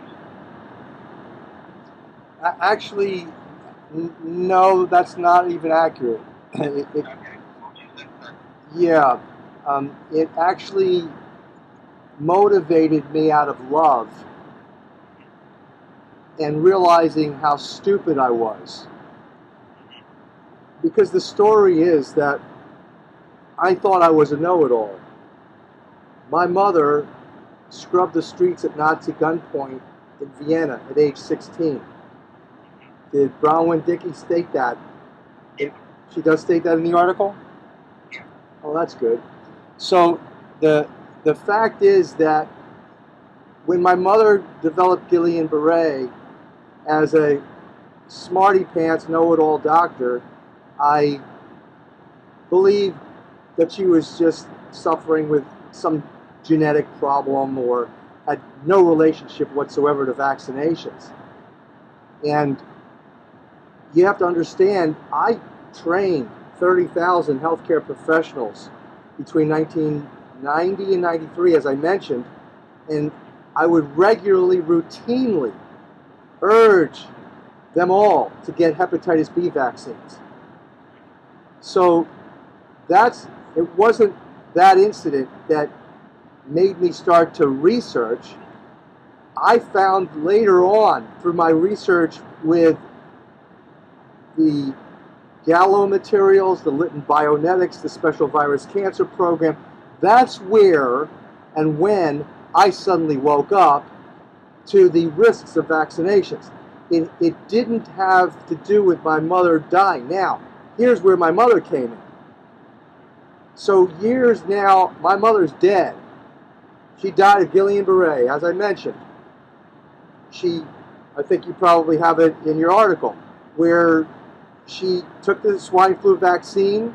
Within a short period of time, she developed Guillain-Barré, and that a few then treatments after she was put on steroids, where the immune system was whacked out, she then got radiation for cancer. She developed cancer and radiation, and that was the end of my mother.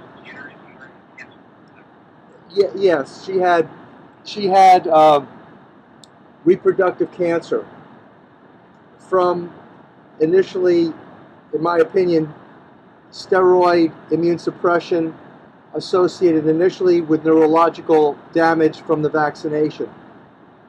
So now, years later now, I'm now suddenly realizing that the vaccines were the likely thing that caused her to have that problem. And then I just got into shock where I realized that my mother had told me over and over again that Nazi Germany could arise at any time in any nation. Why? Tell them where she comes from. I did. Yeah, I mentioned that. Yeah, she and her 8-year-old brother, who actually went to Princeton, and he was in the United States Navy. He was the 5th top genius in mathematics, my uncle.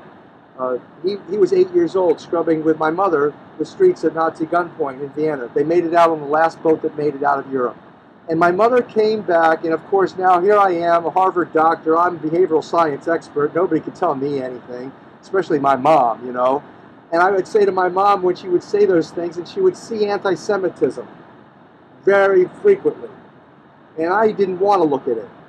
And I didn't want to believe it.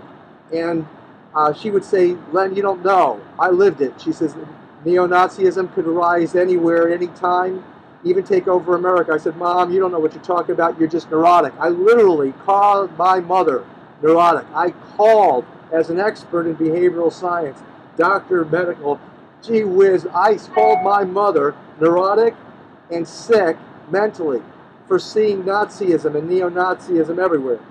So then, I now realize that the vaccines from the Merck pharmaceutical company that was the recipient of the lion's share of the Nazi war chest at the end of World War II, and that the Rockefeller organization that created public health in America was partnered with Hermann Schmitz, the president, CEO of Hearst Corporation, which ran IG Farben, Germany's leading industrial organization that for all practical purposes was the SS, the Third Reich, that gassed those millions of people, Jews and Gentiles, black people, gay people, that they were linked to my mother's death. And my mother's words rang suddenly true after me being in denial all those years, calling my mother sick. Suddenly now I had to pray to my mother in the spirit world to forgive me for being so stupid, for not seeing what she had witnessed and thinking I was so smart with my academic training. So that's really been a motivation for me to try to simply make amends with how stupid I was. And frankly,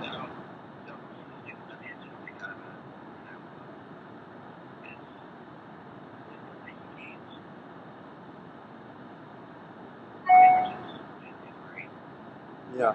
Well, it's for me, it's intense, and you know, I also feel extremely sad about having probably caused a couple thousand healthcare professionals to get sick with Guillain-Barré or MS or some other neurological impairment or autoimmune disease because I told them as an expert educator to get vaccinated with hepatitis B vaccine.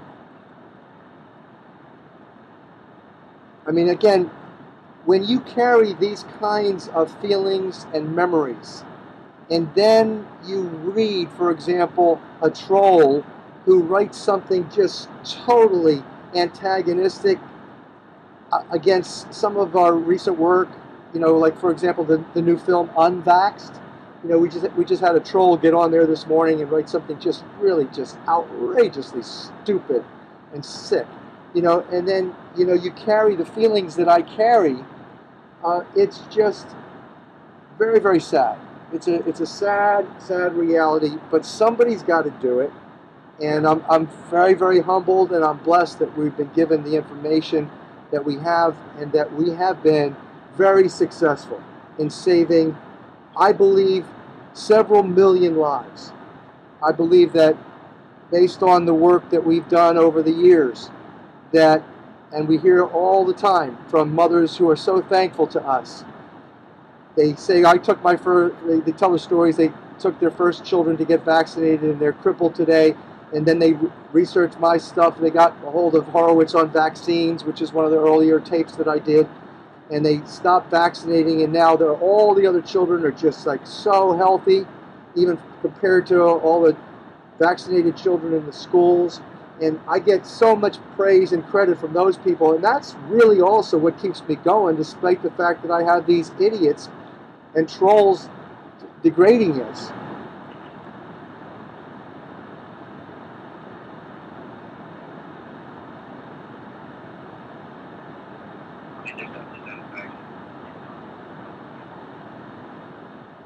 Yeah, it is. It's very, very satisfying to know that.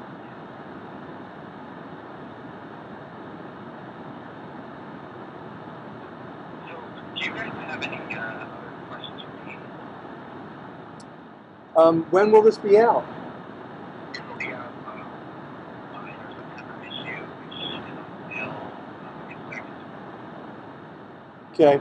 And do you want to send us? You want to send us a PDF of it when it comes out? Or a copy of it. Or yeah. I think we'll be able to do that. Yeah, I think we'll be able to do that. Or a galley would be appreciated. That would be nice. Yeah. Yeah. And are you in touch with Bronwyn Dickey? Yes, I am. You can tell her that we have no bad, faith against her, or we left her out of the film Unvaxxed. We left her out of the film. We didn't. We also left Larry Cook out. She was friendly with Larry Cook, who assaulted me. Does she? Did she write about that? She did. Yeah. So did he challenge you this fight?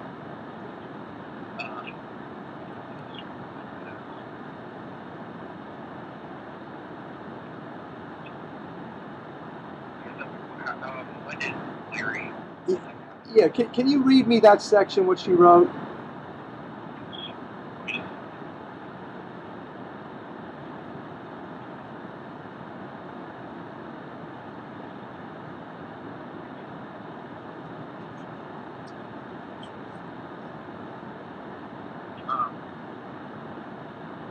So I'm not going to be able to read it word for word. I'm sorry, I can't.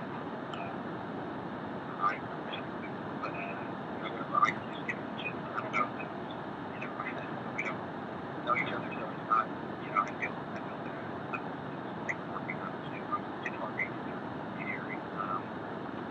But basically what she said is that screens were given for papers that were articles of mechanics smoking alternatives and there was a big entry that linked first to large air. And then Larry kind of stepped in the middle of things.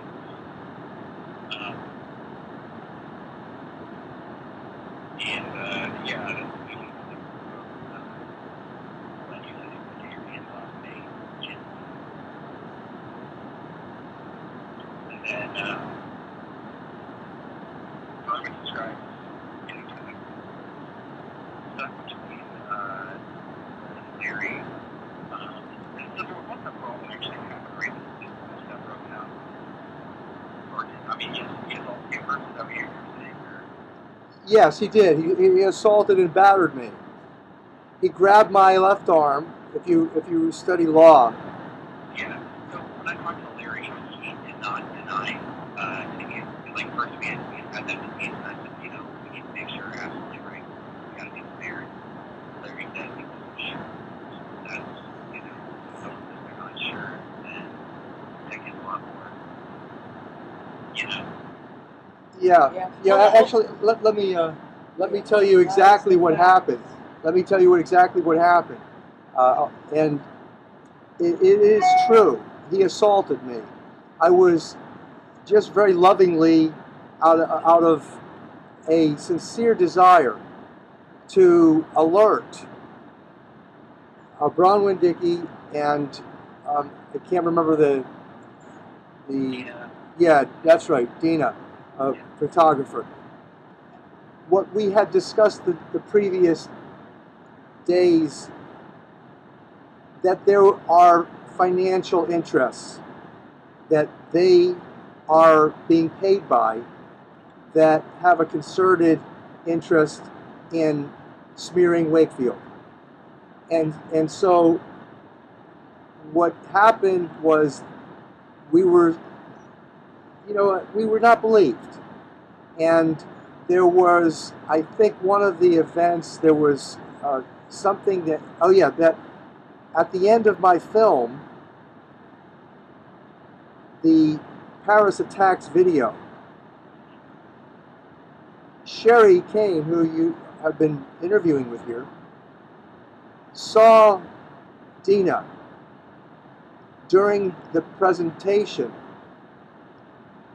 taking pictures at weird times, and that right, yeah.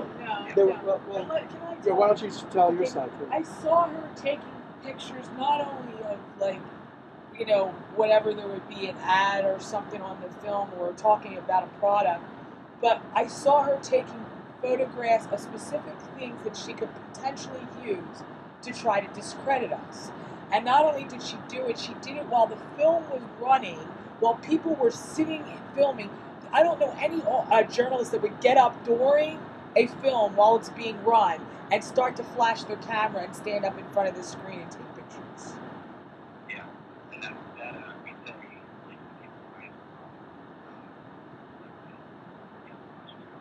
yeah, well, yeah, it's a disturbance and it's not professional. If you have any questions, what a journalist does is they ask for an interview afterwards. They don't come in there like paparazzi and start flashing cameras, because we were gracious enough to allow them to sit in and watch our film, being journalists, right, that they are, not knowing where they're going to go with it. They didn't have to come and ruin everybody's, it was disturbing when you're watching a film. The worst thing is people getting up and snapping pictures of a screen. And it dishonors me as a filmmaker also. And not only did she do that, she turned around with her camera and started taking pictures of the people in the audience watching the film. And that was after she had already been alerted that many people were annoyed. And they didn't want their pictures taken. Yeah. So at any rate, then Sherry at the front of the room called Dina out on that behavior. I said to her, I said, what you have done here is completely unprofessional. And of course, Larry Cook stood up and defended her. Other people were saying, but basically, Oh, yeah, so Sherry caught a lot of hell, and I got hell by some of the organizers that I didn't deserve whatsoever. So that incident then prompted Sherry to go back and start to look at who funds Popular Mechanics and what, if any, connections there are to either my film, the Paris Attacks video, the Lagardère Group, or Wakefield. And that's where then we developed, again, and at our cost and at our time, we photocopied about I think 8 or 9 different articles, and I was now literally coming in good faith to hand those articles over to Vicky when all of a sudden my left shoulder gets Larry Cook's hand on it. He whirls me around and then in the same time grabs my left arm and twists it back so that I am not able to move forward anymore to deliver this intelligence. And I was blown out. How dare you touch me? How dare you assault me like this? And so, that's what happened. And then that caused us to really look into who is Larry Cook, what would compel him to do this kind of thing. And that's where we found out that he was a double agent, a gross hypocrite. Gross hypocrite. Right. He's running. I don't know if you know. Did you read that article? So do you have that? Is that in the article? Yeah. Yeah, that's good. Because, you know, frankly, I don't have the time to sue him right now. But again, there's much bigger fish to fry. But that's appalling. But it just goes to show you how even the Naturopathic Doctors Association have this kind of hypocrisy ongoing.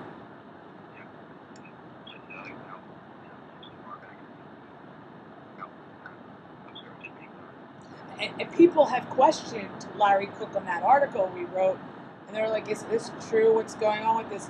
And he actually, instead of responding, he's actually removed those people off of his friends list on Facebook, and and these people actually donated to his cause.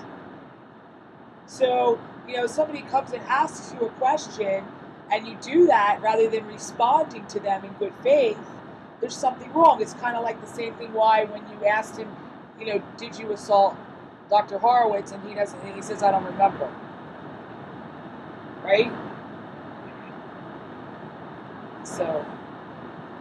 Yeah, I totally get that from his perspective to talk or paint this. But it's reassuring at least that it wasn't an hour and out, like, I didn't mean to, he didn't say something working. No. He by definitions in law, he assaulted and battered me. Yeah, he's not denying that. Yeah. So at any rate, that's it's sad again, but it illustrates the energy that's on this issue.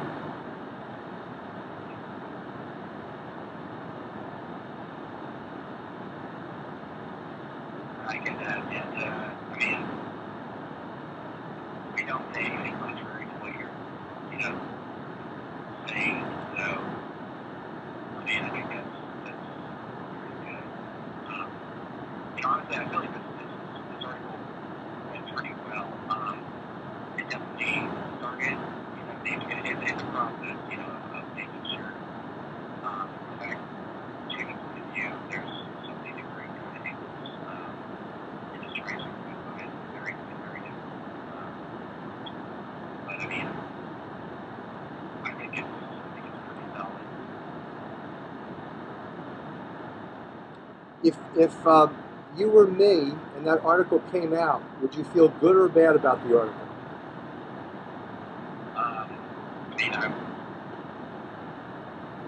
That's a great question.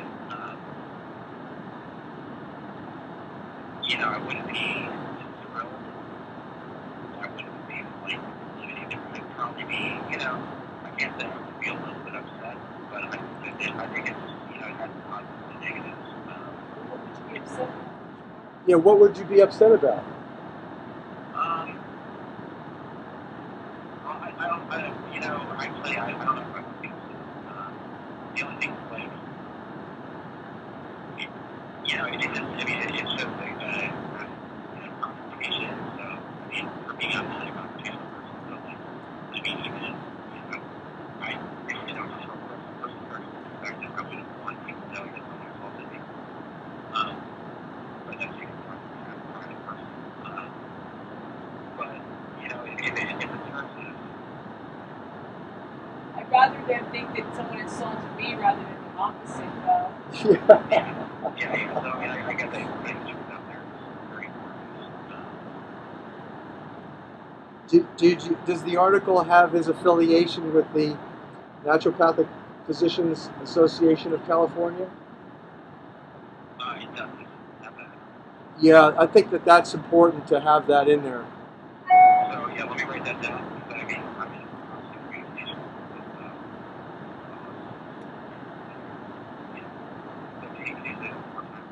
Yeah, get Larry Cook's affiliation that he was concealing as he was assaulting me. Well, it's on the article.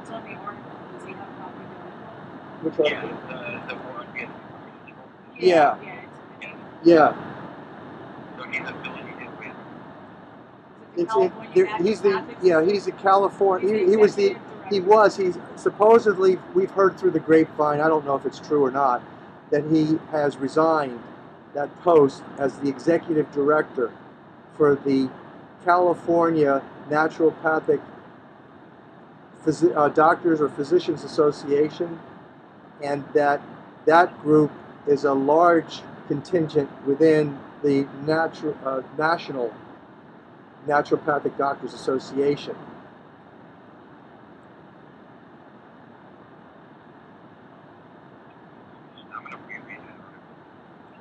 Yeah, yeah. It wouldn't upset me. I think it would upset him to have Popular Mechanics tell the truth about what he was doing, because again, that, in law, that's fraud. That's consumer fraud. It's a misrepresentation and it's an omission of facts. He should have informed people on his blogs that he was the executive director of this Physicians Association that was moving in support of SB 277. I mean, I really do think it's I'm very appreciative of you guys talking to me. All this is just very eye-opening. Yeah, well, that's how we feel. That's exactly how we feel. It's kind of like almost every day there's something else that comes and goes, whoa, wow. Yeah.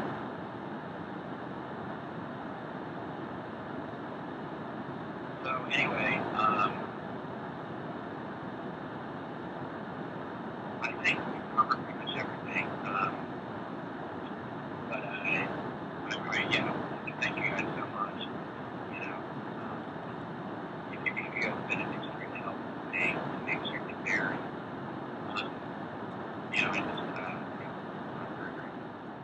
Well, great, thanks. Put that in the article. yeah, if I ever later, I would, all I can do is just what I will. So, All right, sounds good. all right. Bye, Thank you so much. Take care, Henry. Bye. Bye-bye. Bye. So Sola just